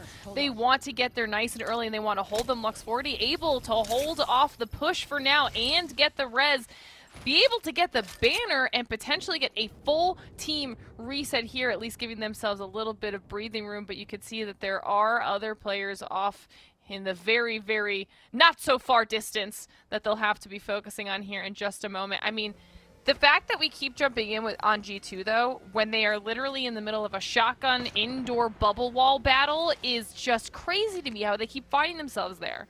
Yeah, that's the G2 special. They love these bubble fights. Unfortunately for them, it's not working out the way that they wanted to. I would love to see the respawn. Okay, perfect timing. AimGod is getting back in this one. With the zone starting to close, you have to make your play because you need time to go and hit that loot and get back into this one. Luxford is going to take a decent amount of damage. Portal is going to go down. I'm sure he's going to go and hit that battery. But you can see Wash is thinking the same thing. They want to get that banner. Unfortunately, that respawn beacon has already been used. We just watched it to get their team back on in this one to get AimGod going. And now you can see AimGod's going back on over for that loot. This is going to take a little bit harder than the previous zone, obviously, of CLG sitting on the outside as well, looking in. And this is a far rotation. They don't have their Valkyrie here. They don't have their Skyward Dive. I believe the other team doesn't as well. Yes, AimGod was the person that did get res, so you know that one's not going to be back up. Hopefully these teams have enough meds to make it out. Again, round 2 is not going to tick that hard, but you don't want to be in a spot where you have no idea where you're going to rotate. The blind rotation, even with a double rotation comp, is not ideal. Yeah, it's definitely a little bit scary, and like you keep saying, they are currently sharing their resources to make their way back somewhere safe so they're not taking any more damage here, and that will eat away at their supplies, right? They don't want to have to worry about as soon as they get back into the safe zone being gatekept by anybody who's watching the edge of the zone right now, so they've got a lot to take into consideration here as we see Wash also trying to get some players back in. CLG finding themselves in a bit of a spot here. Nano backing off for that Phoenix kit, get themselves healed all the way back up as they can see players below, and then they can hopefully get some shots down onto them, see if they can get some KP on the board. Yeah, big chilling on over towards the zone, trying to gatekeep. Still with a decent amount of meds, but they are going to elect a Skyward Dive. Unfortunately, it's right when the other team decides that they want to cross. Now, here's the option. Glitter, do they go directly in front of that team and land on them, or do they elect to go for this route instead? This is such a wide wrap. I mean, they're going to make the most out of it, and they're going to get pretty far, but at the same time, this is another blind rotation. You don't know exactly where the teams are going to be located at, so you got to be a little bit nervous with the lack of meds that you have, that you're going to walk in to a powerhouse like NRG, who they're just running around the bottom of thermal station like, what's up? All right, we're just going to run around taking as many fights as possible. Weird zone pulls all over the place, right? You can see over towards the bottom hand side where G2 is at in that building. That building is still in, but it's going to be that platform ending. You can see kind of in the middle of the zone where the end of that Loba ultimate is. I have a feeling it's going to go over there where the edge of the lava is. Now you can see Buff Pathfinder with the Kraber. The thing about these Kraber shots, you have 12 shots in it, but at that point, you're not going to be able to capitalize on these kill points. It's more or less just trying to charge your Evo shield up. So is it even worth to try to take this shot? Not really. I mean, you want to maybe go for a knock on 2 teams that are fighting so you can get the advantage for one of the teams and then get that kill once they decide that they want to thirst it. But I like this trigger discipline coming out. Yeah, I was just going to say, you saw a perfect example of exactly what you're talking about when he had Gibby's head lined up and Gibby was standing still and he decided to not take the shot. He's making sure that he's going to make the few bullets that he has count, and I love that we're seeing that out of Buff Pathfinder right now. They're in a really solid spot. You can see that team flying in right in front of them, right at the tail end of that clip. There it is. And the Kraber shot hits, Tom.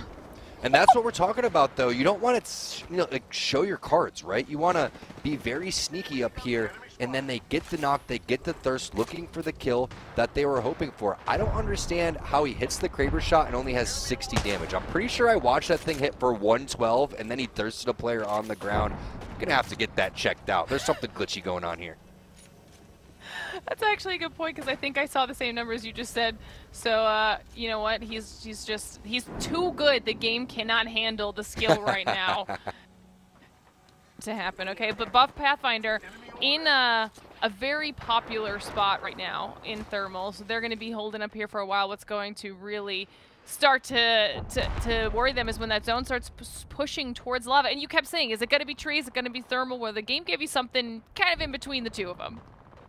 Yeah, no doubt about it. Looking on over towards where Lazarus is, this is a pretty good spot, but once a team like Xset rotates onto the high ground right directly above them, they are going to end up pinched from the teams that do decide to rotate from tree. And TSM, they rotated early. The ideal rotation for them would have been to get above where they were on the train tracks. That spot 99% of the time is going to be taken, and it was. So they backed off. They went on over towards the train tunnel. Now they're waiting for other teams to kind of duke it out before they make their play. Speaking of duke it out, CLX, they are donezo. AP coming through with the quickness, and Crook, he goes down, I believe, to Caustic Gas from the players that were already eliminated. That stinky Caustic. I was going to say there were so many barrels that the Caustic was trying to hide behind for as long as possible there, but easy res there for Atlanta Premier, and a nice amount of loot inside of the building now that they should be able to hold for a decent amount of time. And I mean, you had talked about them before this game even started. They have been so consistent today. They have found themselves in top positions multiple times, and yet again making a strong push into a really solid area for now to hold on to, and finding themselves coming out on top. You know, we got a nickname for this guy on our screen, Ronnie. Now, casting the esports arena tournaments, he was the king of rats. This guy's known as Rat Boy Ronnie. Shout out to Rat Boy Ronnie, the best rat in all of Apex. We have a couple great rats out there, but Ronnie is definitely one of them. Former Wraith player, switch on over to Valkyrie, another entry fragger. Atlanta Premier having themselves one heck of a day. 50 points on game number 5 is very solid for this squad. Looking forward to see what they're going to be able to do. Speaking of another team to watch, that's going to be TSM. I want to do a quick listen in with them to see what the rotation is going to be like. I have low oop timer. Yeah, same. It's fine. 6 seconds. Like I said, hover and look for a cliff fucking it hangs. Like maybe go here. What about hide a beacon? No. That's open, it looks like. No, go here. Okay. I can't see, okay. Go here. Might be something good this way. I'm getting in this corner. Wait, I'm not safe. Bubble, Jordan, bubble, you have to fucking bubble. It's a bad spot. We're fine, we just have to wait for zone to close. I think. They can still shoot us on low ground. We need to focus this team. They're gonna shoot us, They're fighting on high here! Can we climb over? Climb over, please! Climbing now. Play here where I'm at. Okay. Ash TP, where we just were, I think. Yeah. Just watch our back, Evan. Watch our back. We have zone. Right here in the left. Team 40 push on Gibby. He's down already. Dock in the air. Keep watching our back, Evan. Let's go this way. The team above us, team right above us. That's the lower team, I'm pretty sure. We're fighting on hide again. I'm gonna make a fucking portal, I think. They're right above. This team might look at us. They're looking over.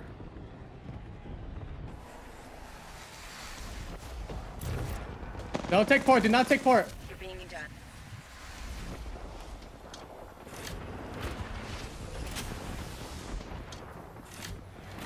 Are they fighting up there, Evan? No, not hard. They're just getting poked. Just one team? Yeah. Keep looking at that, Evan. Wait, no, they're swinging. They're swinging. Watch out. Be careful. They're swinging. Oh. At the pop Why do these keep swinging on us? We're not even It's like. a lower team. They've been limited shields. You have to keep your GBL for anything that's coming from the north, Jordan. Okay. The fact that TSM has been allowed to exist here for this long with no one looking their way right now, Tom, is crazy to me. I can't believe this spot was available. And we're sitting here as the listen-in's going on, and we're like, yeah, Hal's version of we okay is not okay. Right? He's like, I'm okay. You guys aren't okay. Speaking of not okay, not okay. Energy's not okay right now. I don't know what happened to Energy. We did see their names popping up a little bit in the kill feed, but I did not realize that they were in this much of a tight spot. Sweet, the only one left alive, able to get Rocker's banner. Probably not going to be able to do a whole lot with it, but at least he has it right now. He's going to have to make his way across the lava with so many teams in front of him that this is going to be really, really sketchy. The floor is literally lava. Sweet is feeling that one right now. He's going to pop a battery. And you know the team that was in the position where TSM was at, with TSM now being in the middle of the zone, was Lazarus. And wow, crazy drop down coming in. Now trying to take the high ground away from him. Completely pinched on over towards the side. And the rich get richer as Reps is going to pick up that one. I can't believe that Lazarus leaves the spot. Now they switch their focus on over to TSM. Remember, we were talking about what happens when someone takes that high ground away from them. That's a tough situation to be in. TSM went from a very sketchy situation into a very powerful one. Now the team that could potentially grief them would be this team on your screen. That's Lazarus, but they have multiple teams all around them. Look at that Rampage just putting in some serious damage. He has a thermite too if he wants to charge it up. I would love to see Bird utilize that. Oh, controller looting problems. It's okay, it's okay. He's just going to have to get those shields back up and he'll be able to continue raining down that Rampage terror on those squads around them. Lazarus finding themselves at a decent angle right now, as I believe we've got RCO down there. TSM still somehow living in their spot. And then I think the final team is W maybe over there? Yes, it is at the top. Reps hitting a battery. Hal hitting wingman shots. What's new? He's running out of L-Star ammo. He's been rocking that weapon the entire time, shooting between the crack of the truck right there. Bubble comes up at the perfect time. Verholst getting rezzed up. Let's see if he has a Phoenix kit to hit. Only cells here. Tough situation to be in as the healing is serious. The zone starting to collapse here very shortly. As you can see, a great nade coming in for Reps. However, the knocks are coming through. They're starting to get pinched all over the place. Such little area to work with. Now they're going to have to use the knockdown shield to their advantage. Where is Lazarus? Where is Bird? There it is. Great overhead view so you can see what is going on. Triple bubbles being utilized by all of our teams. The only bubble not being used is TSM because we just saw that one being put onto Verholst Glitter. This is absolute insanity. Did you see Fury try to sneak in from on high and see if he could do some damage down on TSM and RCO while they battle it out? Lazarus is handling the rest of W right now. Bird once again doing work with the Rampage but does get knocked. Lazarus and Ghost, is it down to 1v1 for these two squads now? Oh, RCO has the huge advantage. You see only one player alive, and that's Bronzy on the other side. Sleepy Panda looking healthy after the heal. Nando going to be looking healthy.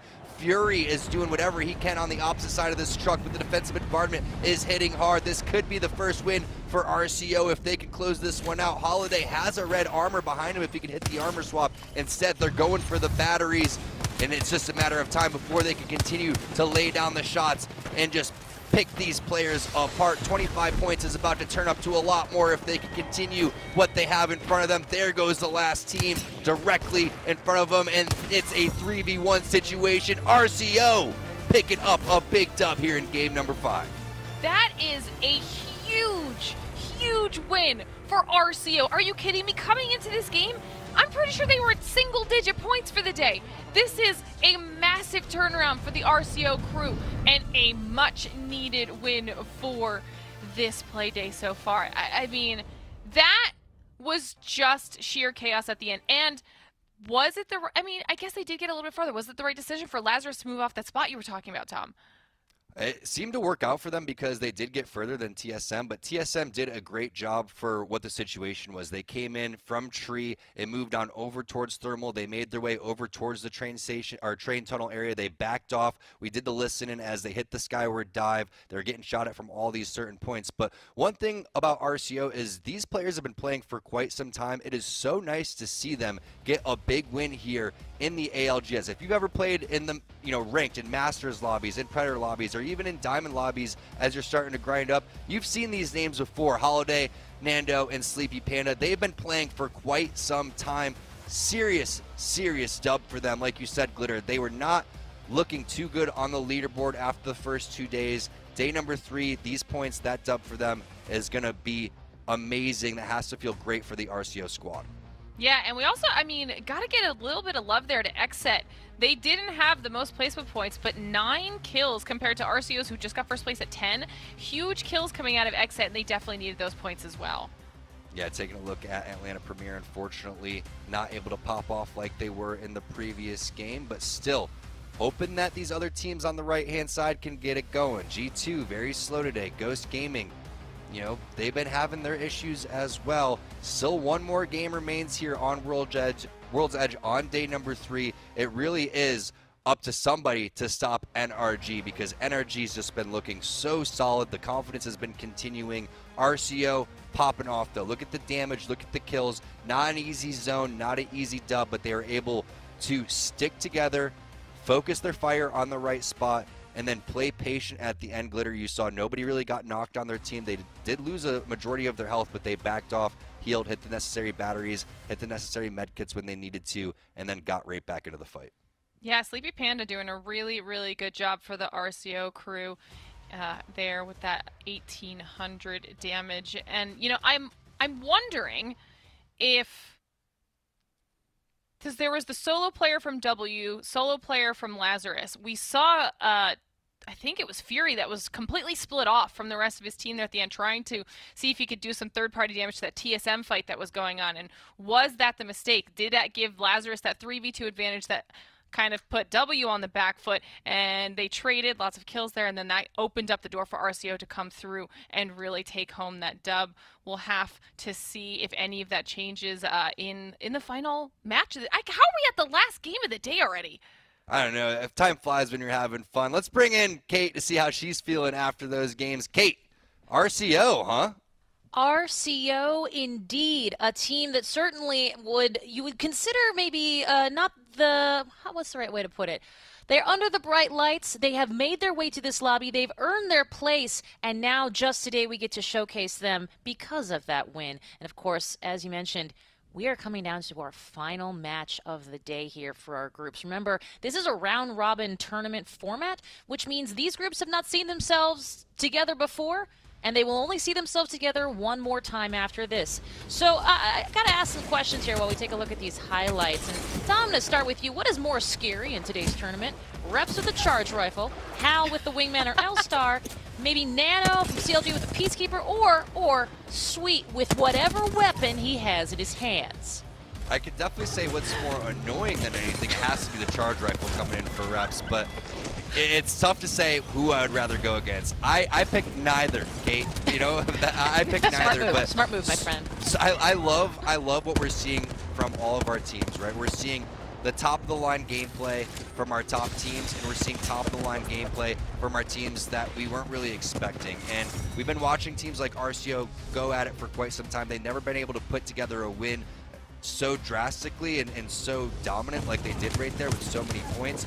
But you saw back-to-back wins in game number 3, back-to-back wins in game number 4 there for the NRG squad. They finally got shut down.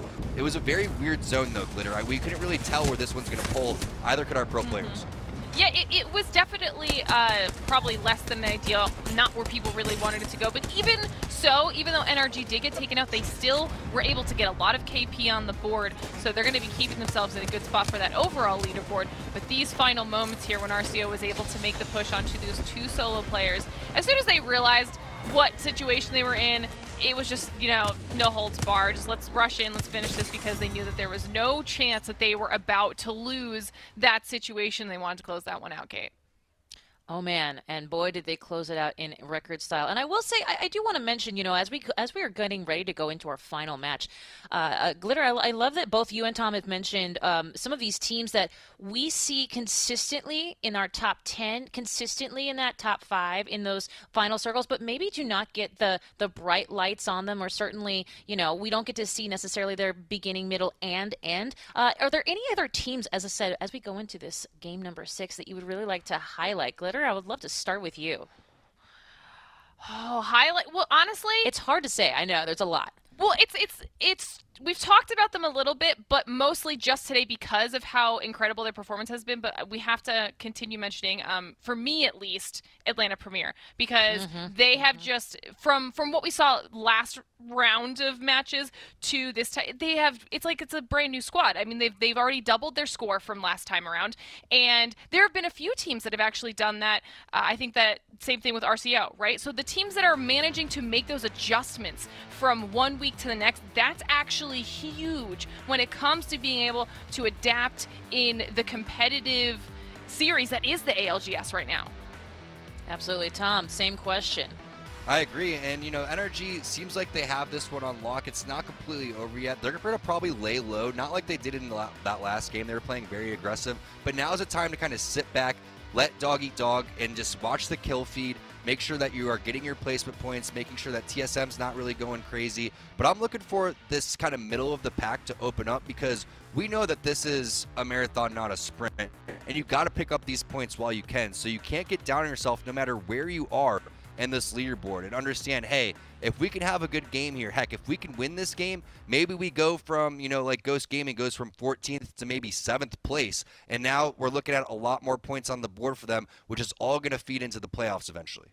Absolutely, and of course the name of the game is that journey to the playoff spot. That's what it's all heading towards. It's about the journey. There it is. Speaking of journeys, let's talk a little bit about what TSM thought of their playoff winning, $100,000 winning Apex tournament here for our playoffs. Listen to them break down every single moment of the action. It's really interesting to hear every single one of their perspectives, to understand a little bit more about their team dynamic, why they did the things that they did.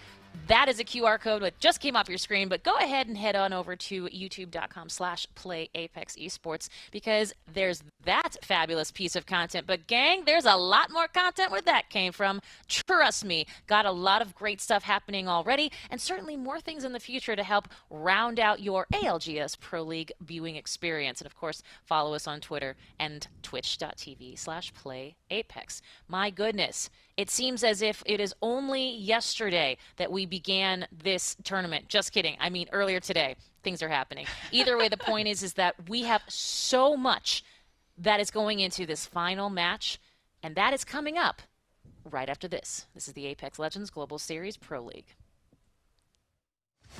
Wait for them to finish and get the fence. Yes, wait. Get the fence, get the fence. No. On you. Last one. Let's go! That's what we need to do, baby. No. We do that last game.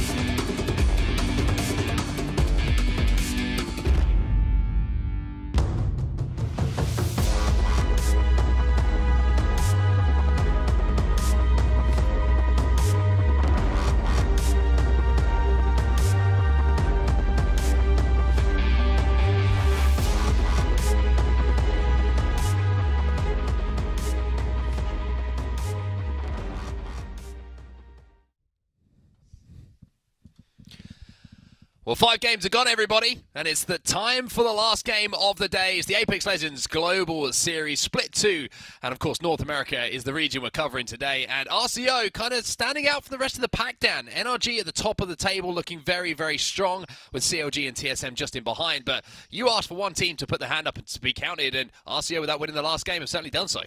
And it just shows that there is plenty of teams in this lobby that can stand up, that can get those big games and pop off when they need to. And maybe that's going to be a good sign going into game number 6, because there are a few teams who need that just to bump themselves up points, not even to try and win the group, but just to try and get themselves within a chance of picking up some big points here. But when you look at the difference between first and second, that is still a very significant one between these teams. TSM have a lot to do, and also probably need to hope that NRG do not have a good game.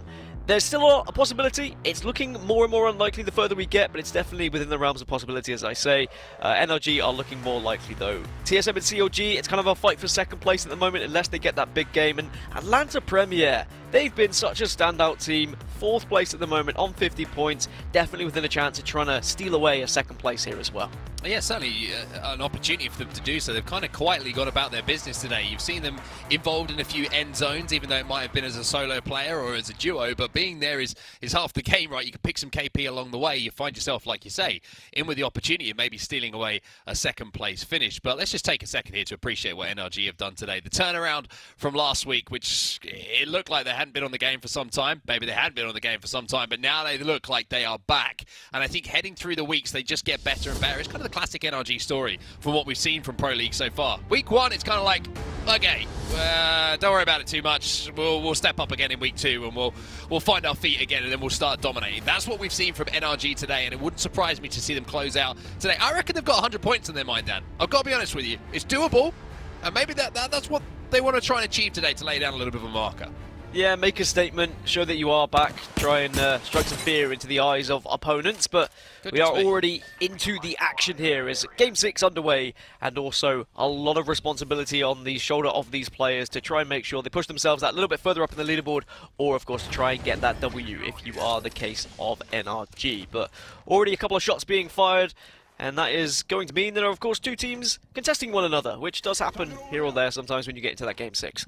It certainly does, and it's something that we have seen throughout the games on World's Edge here. Team Scary trying to put some pressure down onto the team on that low ground, which I think is CLX. I might be mistaken. We'll have to see in a few seconds' time, on which we maybe do see a little bit of damage being done. No, I stand corrected. There is not CLX. But for now, let's take a look at where the circle's going down, because it looks like we're heading towards Overlook. Maybe a little bit of Fragment East there. We have seen those funky, fresh zone pulls where all of a sudden we're thinking it's a guaranteed Overlook zone. Maybe it pulls away a little bit, but that zone, just that area just to maybe the south of Overlook is always a good position to hold, especially with those new chokes that were added. Well, I say new chokes, they're quite old now. No, they're not old. Maybe they're kind of recent. Recent's the best word I'm going to go for. Gives you a little bit more cover.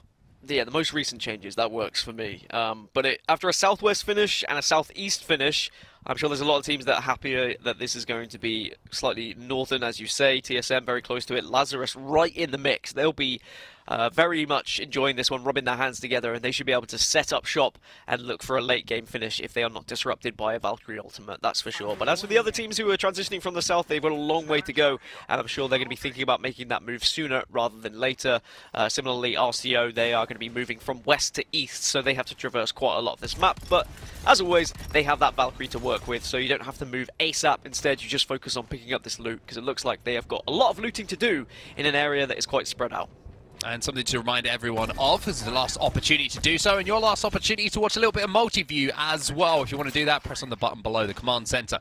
You can watch your favorite team, you can watch their POV, and if you're an NRG fan, you want to see them maybe cross that 100-point threshold, you can do so from the first bullet that is fired. Or maybe you're a TSM fan, and if you're not watching one of their streams, I'm sure that you have the opportunity to jump into multi-view to watch what they do in this game, as they are heading right to the very back of Overlook here, right by the sideline. Don't slip. They're okay for now, but there is going to be already another team here, probably Lazarus, because we did see they were right in the mix of this area, so they might have to contest that and have a little fight. Oxygen did manage to pull themselves a KP their way. They were able to at least take down one player of a squad, but it's not going to be a full wipe, so still 20 squads remaining. And if TSM do get in an engagement, we will hop back over there. But for now, Oxygen, they're looking to see whether they can find the rest of these 2 players, but it looks like they have scarpered. They certainly have. Oxygen, who have been landing over a big mall, that kind of area, so usually come out here looking pretty looted up and pretty healthy, as you can see in front of you with the not only the armors but the attachments they have for those weapons. Looking very, very good, and like you mentioned, that 1 KP is certainly just a nice little boost, a little tap on the shoulder saying, well done, boys. Good start to this game. Let's see if we can push ourselves up those leaderboards as we get into this end game. But TSM, we're going to see them playing this area for quite some time. The one thing you got to be a little bit more aware of course, playing Overlook and having a quicker rotation these days down is not only those chokes, the most recent chokes, as I've corrected myself 3 or 4 times with that, but also the skyward dives coming in late, which can really disrupt an early rotation in towards the back of this. Yeah, I was going to say you have to keep your eyes peeled, because not just do those skyward dives come from the middle of the map, but they can come from behind you, they can come from all different angles, and TSM are going to be at the forefront of that. They are going to be the first point of contact for a lot of teams, so they could very much have their game spoiled here. So they need to be well aware and making sure they are watching those guys and prepared to fight whenever they need to. But one team that is always going to be able to achieve 3v3 engagements well whenever they're presented is TSM. So I'm sure they will be prepared and ready. As for Exet, they're looking to try and make their way towards Overlook and also making their presence known with a couple of ultimates being thrown. They certainly are, and I kind of like that from them, just zoning off that team, making sure that they can make the cross nice and safely towards the building that they want to call their own. And CLG, shout out to them today, and also for their performance so far in Pro League, a roster that's been picked up by Counterlogic Gaming, and a lot of, like I mentioned previously, a lot of hype on Nano and a lot of kind of results as well from him, and understandable why that hype is coming in, as you can see him frying, as his name would suggest, through that window and doing damage to that team coming in. Really good damage, but sometimes damage doesn't always get you KP. If you can't get those knocks, you have to back out. You have to think about positioning, which is sometimes more important, of course. And positioning is going to be everything in this endgame circle, by the way. We're going to see a lot of teams trying to get these buildings, trying to get that area over towards the edge of Overlook. But with Residency being taken very early, you're going to have to fight for it. You are not going to be able to get cheap rent whatsoever. Instead, you're going to have to make sure you drop a big deposit if you want to get involved. One thing to point out as well about Overlook zones, I feel they're one of the most difficult zones to get into if you're traveling from the southwest. Just had to get my mental compass working in my head there, because you have to travel uphill and you really do have a difficult time forcing your way in. Maybe a little bit more easy now, like I mentioned with the skyward dive, but previously Overlook zones have kind of been, if you get there early, you're good. If you're not, you really are going to be struggling. But we'll have to see where that zone does pull as well. We have seen some pulls towards that tower. We have seen some pulls right towards the back. It's such an interesting zone for me, this Overlook one, as we do see one of those rotations from behind TSM. They're going to have to be careful, and Verholz might be getting landed on here. Yeah, he's going to have a scrap up there. Get your boxing gloves out and get involved in this fight. And he says, thank you very much. Free KP for me. Do not challenge Verholz. That is his zone. He is quite literally king of the hill right now. And to be honest, if you are this first team at Overlook, that can happen as well. Kill points just get fed to you. Teams are going to be so vulnerable if they try and drop on you like that. They need to be ready and prepared and have a game plan, but quite often when teams try and Valkyrie out into this area, they see that the building's being taken and they see the silos are taken, they panic and they just land. And because there is a slight point when you land to getting your gun out, you are just a sitting duck. And TSM, they lap up that KP. I mean, Verholz is probably thinking, I've got 2 players landed on me here. I can see the idea from RNG. They want to land on the solo player, but the thing is, like you mentioned, that little bit of a stutter, plus the fact it's Verholz, which is not a man you want to be landed on, one of the most deadly and accurate players in the Apex Legends Global Series, just absolutely shredded them. A little bit damage done by an Arcstar as well as they landed. He played it perfectly. He held the high ground, and I'm sure that Reps and Hao are going, nice job, man. Nice job. Yeah, he did what was asked of him, and, you know, on the other side of the things, if you are the one who goes down first and you are put under that pressure, then suddenly the team is going to be pointing fingers and asking questions, right? So it's a pressure situation, but I think that every member of TSM is ready and prepared for that to happen. As NRG, you speak of bad things happening, Rocker DC'd at the moment, but thankfully can get back into the game, but NRG just very patiently waiting for that, and their rotation is going to have to come a little bit later, but they are within the circle at the very least, and hopefully, fingers crossed, Rocker does get connected soon. Let's go over to Team Washed, who are struggling a little bit so far today. Not been in the best of positions, but have an opportunity, like I said, with how tight outside of the top 3 the leaderboards are, to maybe throw themselves up and grab some more points coming out of this third game day of the Apex Legends Global Series, split to North American Pro League. God, that is a mouthful, I'm not going to lie. But for now, you can see they're kind of playing around survey camp at the moment. A little bit late to the party as far as an rotation is coming in. And then look at that zone pull down. This is what I was worried about. You see TSM taking that early position, but now you're going to see the pull away and a lot more towards where that truck is, towards the height in epicenter. So we're going to see some carnage really start to pull out once that zone presents itself. And I tell you what, even though NRG might be in a horrible place and an unfortunate place with the DC, if they can get a late beacon, then all of a sudden NRG find themselves in a good position, as they will be one of the only teams actually moving in towards that side of where the zone is going.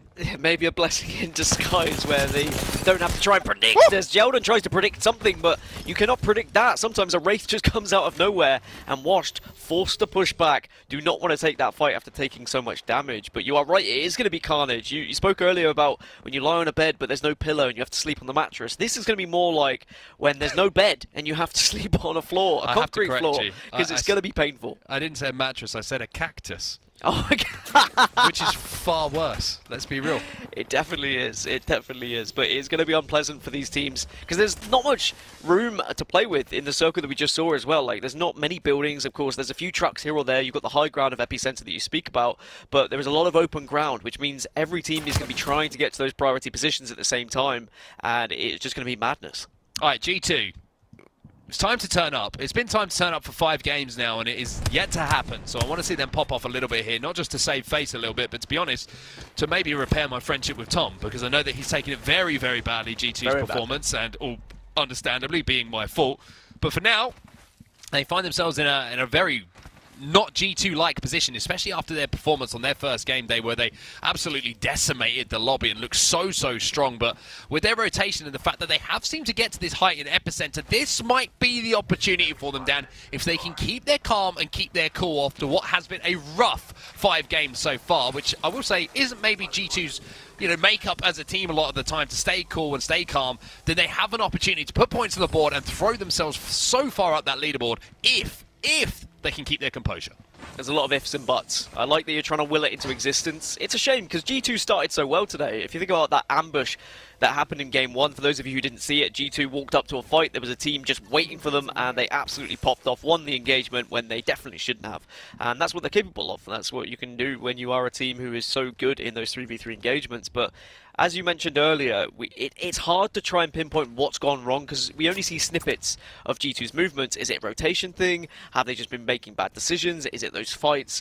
It's very difficult to try and analyze it without going back and watching the POVs. But maybe we'll learn something a little bit more between week 2 and 3, technically, or at least day 2 and 3 when we look back at what happened. But oh dear, the transition of getting Rocker into the circle is still on. Someone get that man into the circle. Save Rocker, sweet.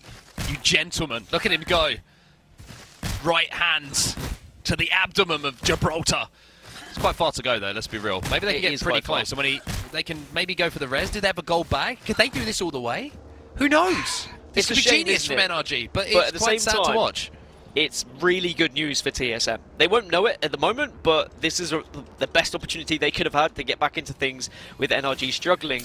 But at the same time, NRG will probably try and play it slow, and they'll probably just try and play for placement points, because they do have a very big lead. On the other side, TSM, the chasing pack in second place, they're going to have to move. They banked on Overlook. They were holding tight and they were holding strong, but now they've got to traverse the map over to other teams who weren't able to get to Overlook, but now, arguably, in a better position. And I can almost guarantee what Hal's just said here when that zone popped up. He's like, what is this zone pull? And I'm sure there probably may have been some expletives in there, but, you know, I'm not at liberty to discuss what those might have been. But for TSM, this is going to be a tough move for them now. Like you say, it's gone from a position where they probably felt they were having an easier game, so to speak, whereas now the difficulty level has increased. And I tell you what, I'm not sure if they managed to actually get that knock. It doesn't look like they have, but certainly going to help their cause as they move forward. How now with purple shields, but now I just want to quickly touch on the NRG situation. It is horrible to see that kind of thing happen, especially to a team that's been playing so well. Yeah, it really is, and obviously we hope and we keep our fingers crossed that he can get back into this game. But as for TSM, it looks like the move is going to be made, and they may have to take a fight on their way towards this circle.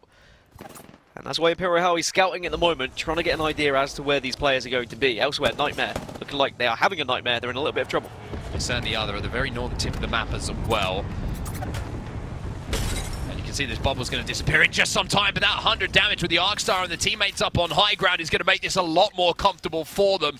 The turbocharger on the Havoc, trust me, that thing absolutely decimates this season as well. One of my favorite things to pick up when I'm playing a little bit of ranked, and for now, they're not going to be able to capitalize. They let that team live, but there was an opportunity to pick up some KP there, but I think you can kind of tell that everyone's playing a little bit scared in this last game. They don't want to go out of game number 6 with no points on the board because they know that opportunity is there, Dan, excuse me, to get a few points, and it will make such a difference to teams come the final standings and the points they'll pick up.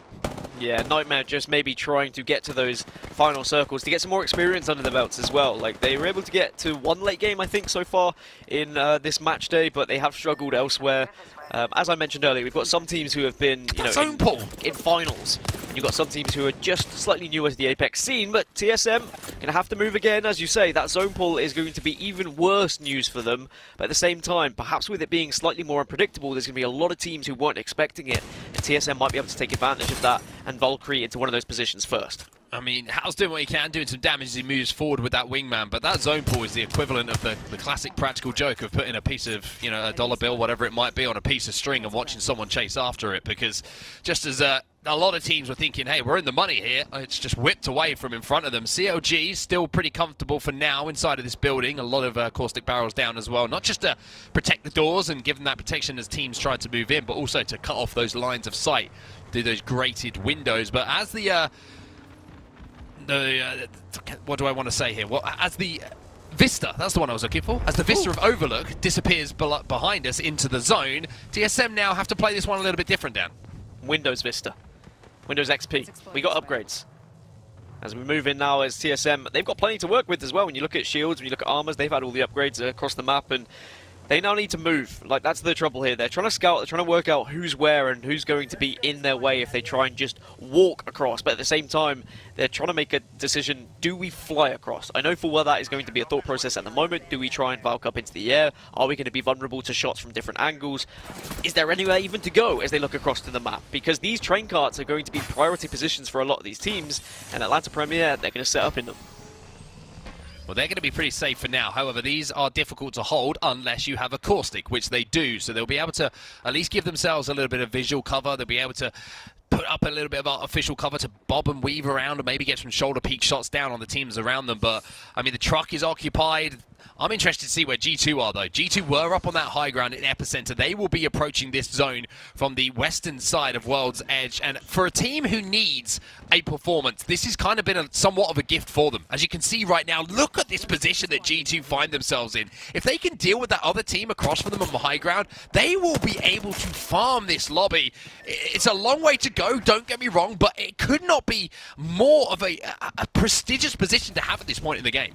Yeah, and the reason why Onset's saying it's such a good position is because of the vantage point they have. They can overlook all these teams that are going to be trying to get into that circle and arguably get some free KP as maybe the first rat arrives to the trap as G2 look to try and pick some of that up. But with the round closing and the circle beginning to close now, they need to try and finish this kill ASAP so they can go back over to that overarching ledge so then they can pick up that KP that you were talking of. Because otherwise, if they focus on this for far too long, another team might be able to creep up on them, and that's when there will be downsides to their position.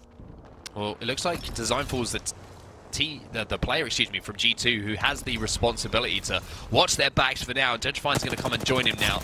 Another team trying to Valkyrie ult in. Look at those shots coming through the sky from Gent, though. 301. Starting to sing a tune. And it needs to right now. As Gent's going to be repositioning here for just a few moments, just trying to watch all these teams on high ground, trying to defend it as well as he can, trying to zone all these teams out. It's going to be TSM who make the move, but Rebs has gone down. But even though he's gone down, Dan, the best thing that they could leave in his wake, as he will be brought back to his feet, was that bubble. If he doesn't get that bubble down, TSM could have been eliminated there. One of the most important things as a Gibraltar player is you have to throw that bubble at the right times. It seems like it's going to work out for TSM. Elsewhere, G2 now starting to see all those other teams trying to get close towards them, trying to get to that cliff edge. But the circle is even more central than where they currently were. So they have to use all of these kind of hilltops, all of these icy ridges to work with so that they can position themselves not to be shot by the other teams on the other side. But here's that free KP that we were speaking of. They can just farm at everything that's below them.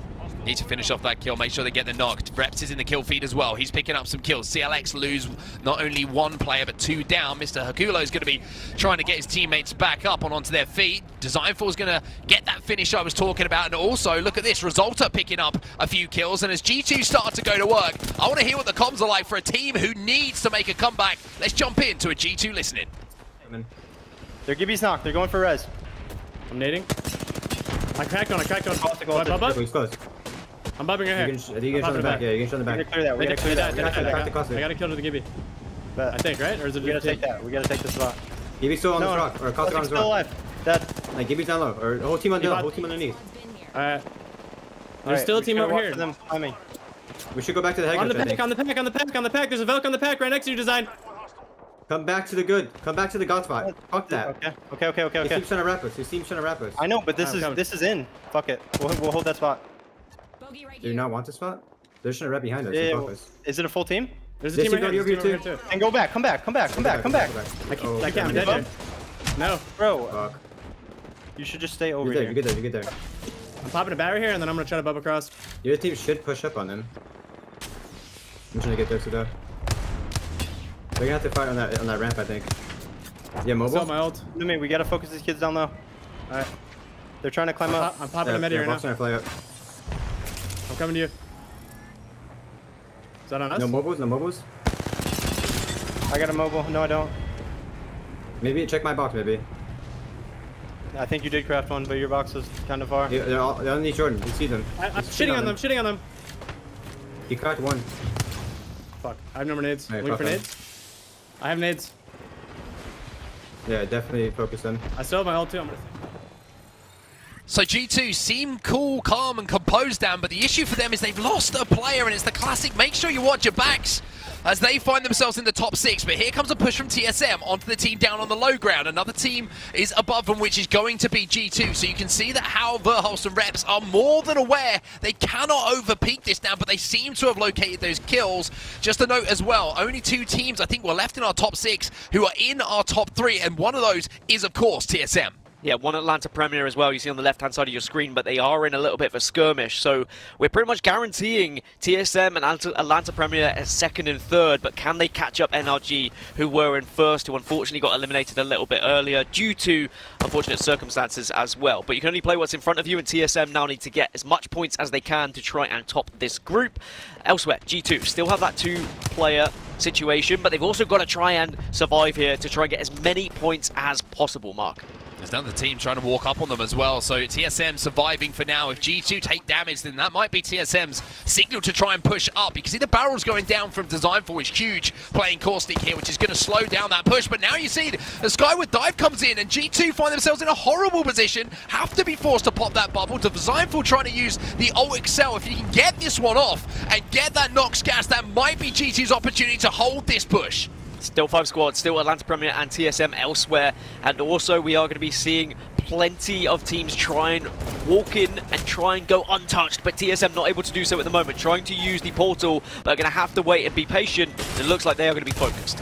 Result of last player alive for G2 as well. He has a chance to clutch. He does. He gets them kills. He gets them into the top 3. TSM fall as well. Atlanta Premier, this is your chance to jump up those leaderboards, maybe into that top 3. But there's only 2 alive for them as the last team is going to be pushing. Big shots from Crook with the Peacekeeper. Gets the crack, but where are the kills coming in? It isn't going to be in their favor. And Nightmare are the winners of your game number 6, a team we have not talked about today, but certainly will leave the final line in the story of today's play. Well, I mean, Nightmare was a team that I touched on because they were so low down in the leaderboards, and I was saying how important it will be for them to get to that end game, get some more experience in a lobby that is built like this, and they walk away with a victory, which will be so important for their kind of future in terms of getting into these lobbies. And when we look at getting to playoffs, like, can they achieve playoffs? Well, a victory like that in a lobby like this, then sure, why not? An amazing performance for them. They'll be delighted with it. As for TSM and Atlanta Premier, they finished in 2nd second and third respectively, and remember they were in second and third in the overall leaderboards as well, so they'll be fighting for those positions.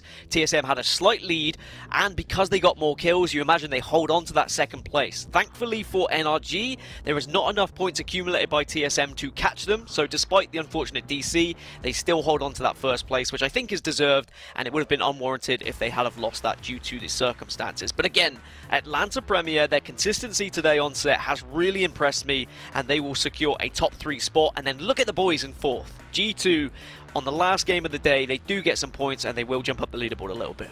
They certainly will, and some decent kill points, to go alongside it as well. TSM and G2 both picking up 9 kills. TSM just managing to outlast them in those final skirmishes as well. They were in a tough spot, and almost the portal from Hal was their out, but unfortunately they got shut down. And then just looking down the leaderboard, you can see XSET down in 10th place. They were one of the first teams to make it over to Overlook, but like I say, the zone pool, I don't think anyone could have predicted that one. Going so deep into Overlook, it looked like it was going, and then pulling all the way back to where the circle, pretty much as far away as you possibly could have got, to where we found ourselves in that end game. But a disappointing day for Renegades. Don't see them with too many points on the board. NRG a little bit of an asterisk, like you mentioned, next to that one, unfortunately, with the DC coming in for one of their players. But I think at the end of the day, the story will be about NRG, but we also need to give some love to these boys. Nightmare. I mean, Luxford, Engod, and Washi picking up a win, and Luxford with 2,411 damage. A huge amount from him, and I think the perfect way to end a day for a team who certainly want to make a name for themselves. Yeah, to be on 8 points coming into this and then pick up a minimum of 12 just from placement alone, and to get 9 kills alongside it, a 21-point game is so important for them. That shoots them so far up the leaderboard, and that is going to give them great confidence moving into the rest of the match days as well, because now they know they can hang with the big dogs, right? They can get the victories in these lobbies, even with the biggest of teams like TSM, like NRG, and they took full advantage of a circle that maybe played to their advantage in a way where a lot of teams weren't expecting it to go that way. But that's what Apex Legends is all about. It's about reading the map, trying to kind of react to what's happening in front of your very eyes, and sometimes it's going to be things that aren't nasty to look at, but they managed to make it work, so very impressed with what they did. Well, Nightmare pick up the win in our final game of the day. It's time for us to bring Kate back in to break down what has gone down today, but it's good to see one of the underdog teams coming through, Kate, and picking up the win. Absolutely. Their name may be Nightmare, but boy, was it a dream to watch them. Yeah, couldn't stop myself from making that one. Either way, absolute fantastic to see some of those teams that we like to showcase. And I keep asking some of you, our analysts, our casters, you know, who are those teams that aren't in the spotlight? And I think Nightmare is such a great example of that. And Gaskin, you did such a great job explaining really why they came out on top here as we take a look at these highlights.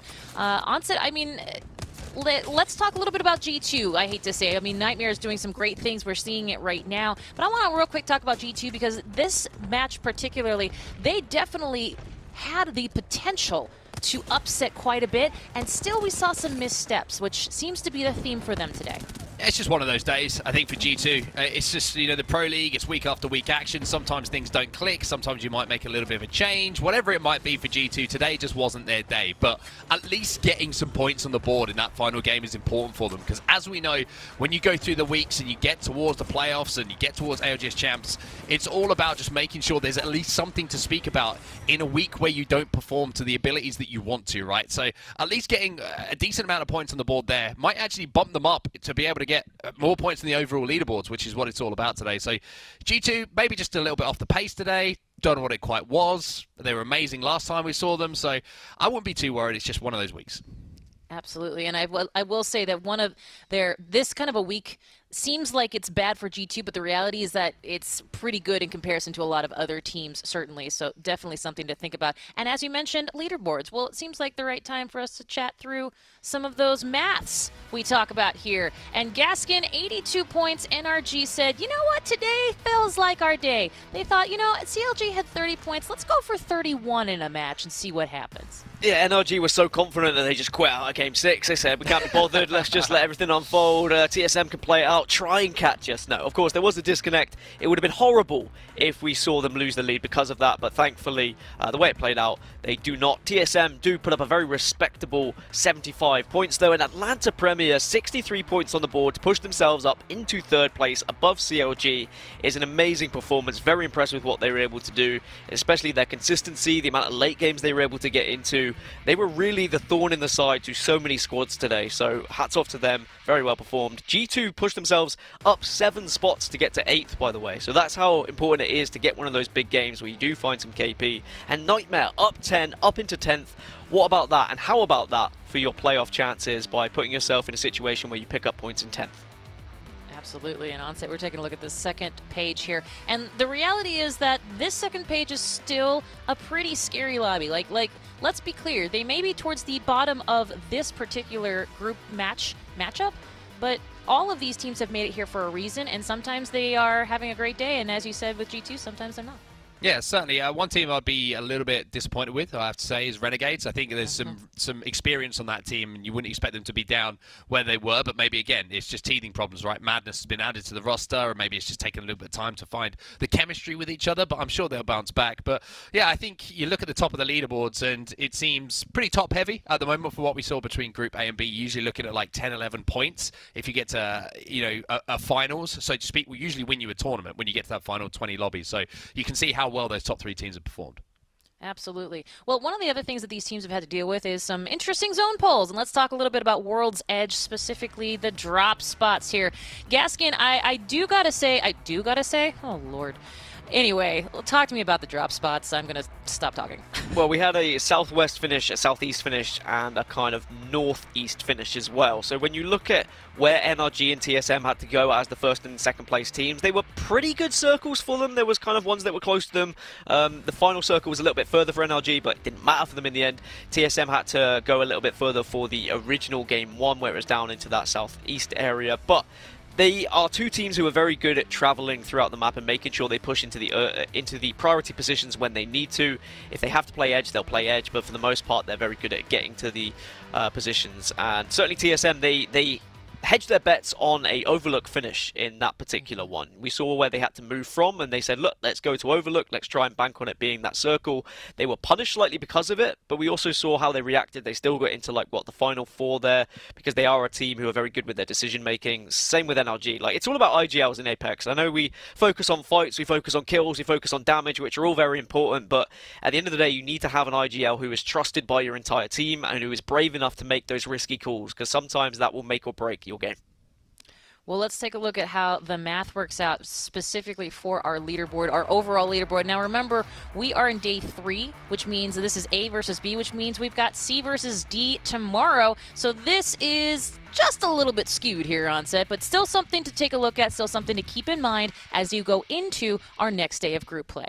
When you've done 2 days of play and you've just seen, you find yourself at the top of the leaderboards, for TSM, it's good payday. They're going to be feeling pretty good about things, right? NRG, what a result it was for them today, though. I think that's the big story coming out of today's action. After week number 1 or play day number 1, whatever you want to call it, NRG, they didn't look like NRG. Today they look like NRG, and it's good to see them back up the top of the leaderboards. I'm sure a lot of the doubters will be silenced for now. G2, great performance in week number 1 means they're sitting there in 3rd place, but that could all change. Like you mentioned, we've got another day of action to come, and we're going to see the other groups play it out.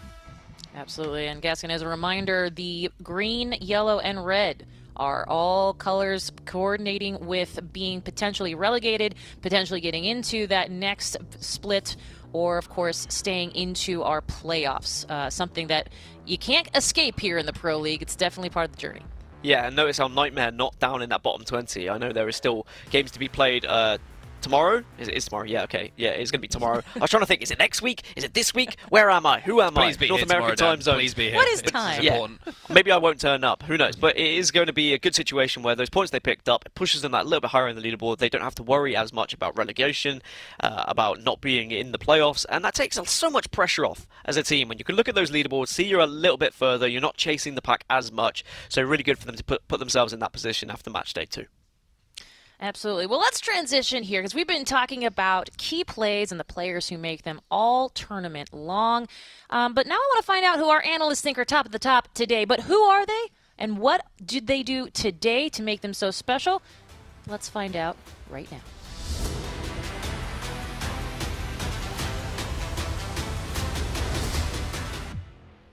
Okay, Onset, I'm starting with you. Who had your heart today? Who was in your radar for sure? So there's a lot of, obviously, potential contenders. You could say Sweet. He's been popping off today, but I'm not going to pick Sweet, even though I'm actually going to show some love to someone else who maybe doesn't get a lot of love. And it's going to be a player from CLG who I think is going to be one to watch moving through the weeks, and that's Nano.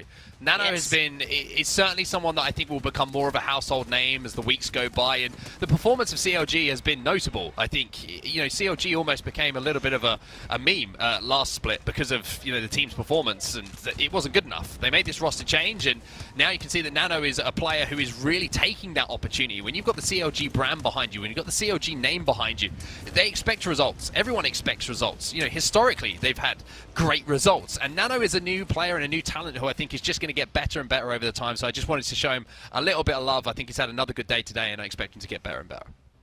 Absolutely. Gaskin, who would you look at today? Well, Mark didn't want to talk about him because I do want to talk about him. I think I stole that one away, but Mark has found a great replacement because honestly, Nano has been performing so successfully. But Sweet, when I speak about IGLs, when I speak about players who are so important and integral to their team, what Sweet was able to do on the side of NRG with how he led the team, the comms that we heard with listenings as well, and the damage output, he just has a little bit of everything. He's one of these all-round players which he would fit on any team. I'm not saying that it's not right with Nathan or Rocker, of course it is, but I think you could put Sweet on any side and he could get them to work the way that he has made this NRG roster, kind of mold around him. But also the damage that we saw from the likes of Nathan with the amount of kind of clutches that he hit allowed Sweet to maneuver his way around the map in the way that he did. He has got two players that support every move that he makes. They trust every call that he makes as well, and that means that they are such an impressive team and very scary in every single lobby. I know we always say scary lobbies and stuff like that, but these guys are legit terrifying. I wouldn't want to play against them. I wouldn't even want to be in a lobby with them because you know they could be waiting around any corner and they will have the tactics to take you down. Absolutely. Let's take a look at how those tactics have translated to our kill leaderboards. This is always an interesting look at how these players do individually here on set. And listen, I mean, actually, Gaskin, I'm gonna go back to you. You talk about Sweet, you talk about Nathan, you talk about Rocker, you talk about the entire NRG squad. There's a reason that they are genuinely the top 4. Yeah, I mean, you look at the kills that they were able to pull out. I mean, as a team, they have so much damage between them, but also individually when they needed to win the fights, they stepped up, all 3 of them. And that is an amazing thing to have as a team, to have that trust in each other where you know if you are down and you just have a knockdown shield to work with, you're looking at your team and not saying, oh, I hope they don't lose this fight, but I can't wait for them to win this fight, pick me back up so we can get back into it. They are really going to be the main rivals for TSM in terms of winning this whole thing at the moment. We know when we look at the overall leaderboards, they are very close to contest with one another, and I think that they have a point to prove. After TSM won previously, there was a lot of words that were exchanged on Twitter. I know there is kind of fake beef between these guys. They are friends really, but they would love to get one up over TSM and put themselves in a better placement going into those championships. And that championship journey is what it's all about. Well, incredible players, all remember to keep an eye out for these key players doing these key plays all split long.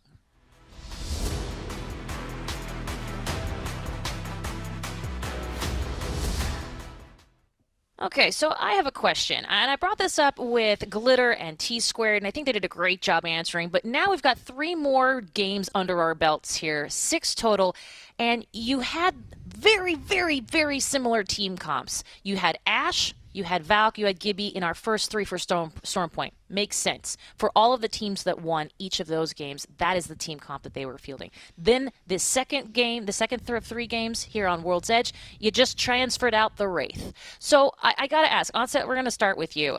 The reality is I know team comps are incredible and they can do incredible things, and we even saw some caustic gas really coming in clutch here in the later parts of these matches. But what is the virtue of bringing in a different legend other than a Wraith or an Ash based on what we just saw today? It seems like the math is there.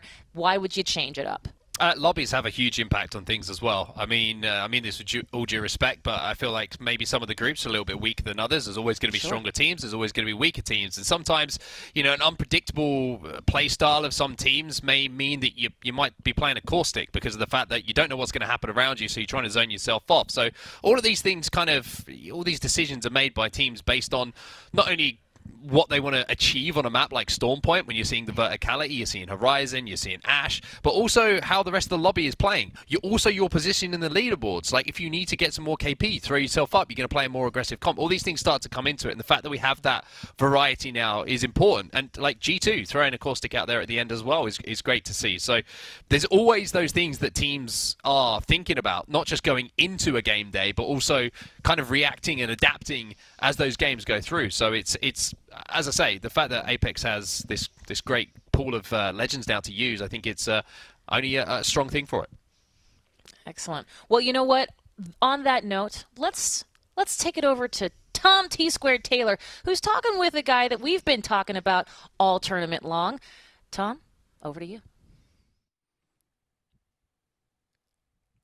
Thanks, Kay. I have Sweet with me. Congratulations on an amazing day. Thanks for taking the time out to talk with us. 8th place in the previous group in B and C, 34 points total.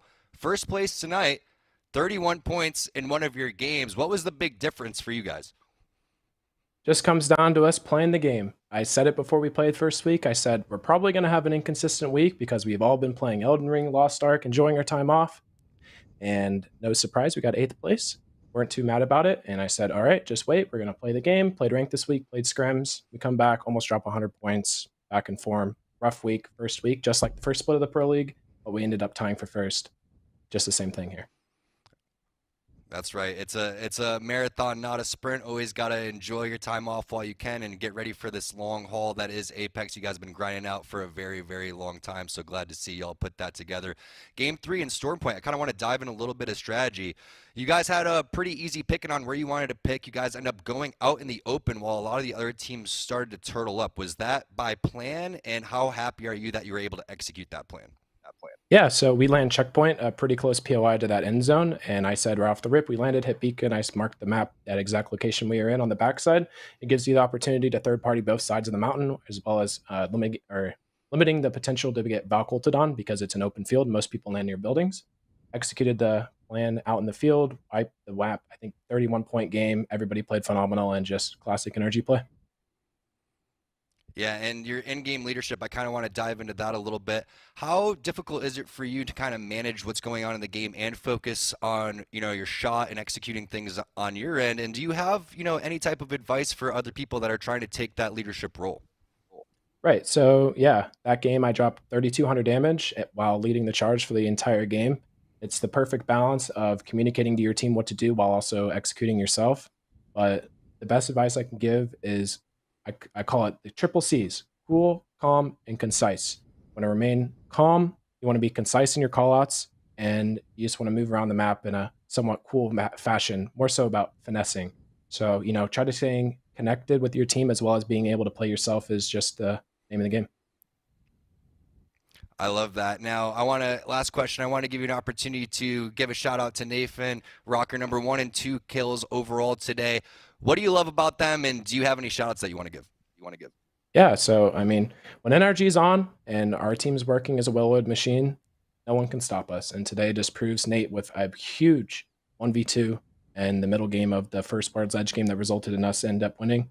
And an amazing call-outs, Nate and Rocker. No other people in the game I'd rather have by my side as an IGL. And shout out to them, shout out to NRG, of course. And, for us, it's really not that surprising. When we put the time in, we're the best team in the game, and just the day on the block here in Apex. Oh, I love that confidence, Sweet. Again, thanks for taking the time out. Congratulations on a phenomenal day, and we're going to toss this one back to the Desiccate. Thank you so much, Love Tom that. and Sweet. Fantastic. Cool, calm, concise onset. Someone put that on a t-shirt. I will buy it and wear it proudly. He reminded me of The Rock in that interview because he was like referring to NRG like almost in the third person. He was like, NRG did this, NRG do that, and it's like The Rock does this, The Rock says that, and I was like, yeah, I like this from you. I like the confidence, and it's kind of like I pointed out, right? Week 1, they said they didn't play very well. I still backed them because I thought it's NRG. They're going to perform, and they're going to kind of maybe turn around the form book a little bit. And obviously, I backed them, so they didn't do very well. But this is better. This is what I wanted to see for them. I love the confidence, and I like it's kind of a shot to everyone else, right? When we're playing, we're the best in the game. If you believe that, you have to believe that if you want to be the best in the game. And Sweet just showing not only with his advice that he's one of the smartest players and the best players in Apex, but also that everyone else should be aware that NRG are playing the game and they are here to win, I think, the playoffs and the champs. Absolutely. Speaking of here to win, let's take a look at the talent predictions. I know I didn't win this one, but I got excited. Well done. Mine don't count anymore. Like, mine are actually irrelevant. Like, sorry, GT. Gaskin. Like, this is all my fault, your performance today. And look who's on top, Kate. Oh, what a surprise. It's Dan Gaskin with his amazing predictions, which he gets right every single time because I don't know how he does it. I'm just copying you, Dan, from now on. No, I'm not gonna spill my predictions. I let it be known in the talent chat, and Glitter copied me. Let it be known that she definitely copied me. She wanted to stick with the champ. You speak about The Rock. You speak about people who know what they're gonna say. Well, me, I'm on top. Average predictions, king baby, and we're still here Dan all Gaskin day. says that Dan Gaskin is gonna win the predictions. Sorry, Tom. By the way, again, apologies. Never go with what I go with. Where's a folding chair when you need it? Anyway, thank you. Well done, GG, to both Glitter and Gaskin, I suppose. But either way, this is just the beginning. We have day 3 of our second group stages here coming up tomorrow, 5 p.m. That is Pacific time.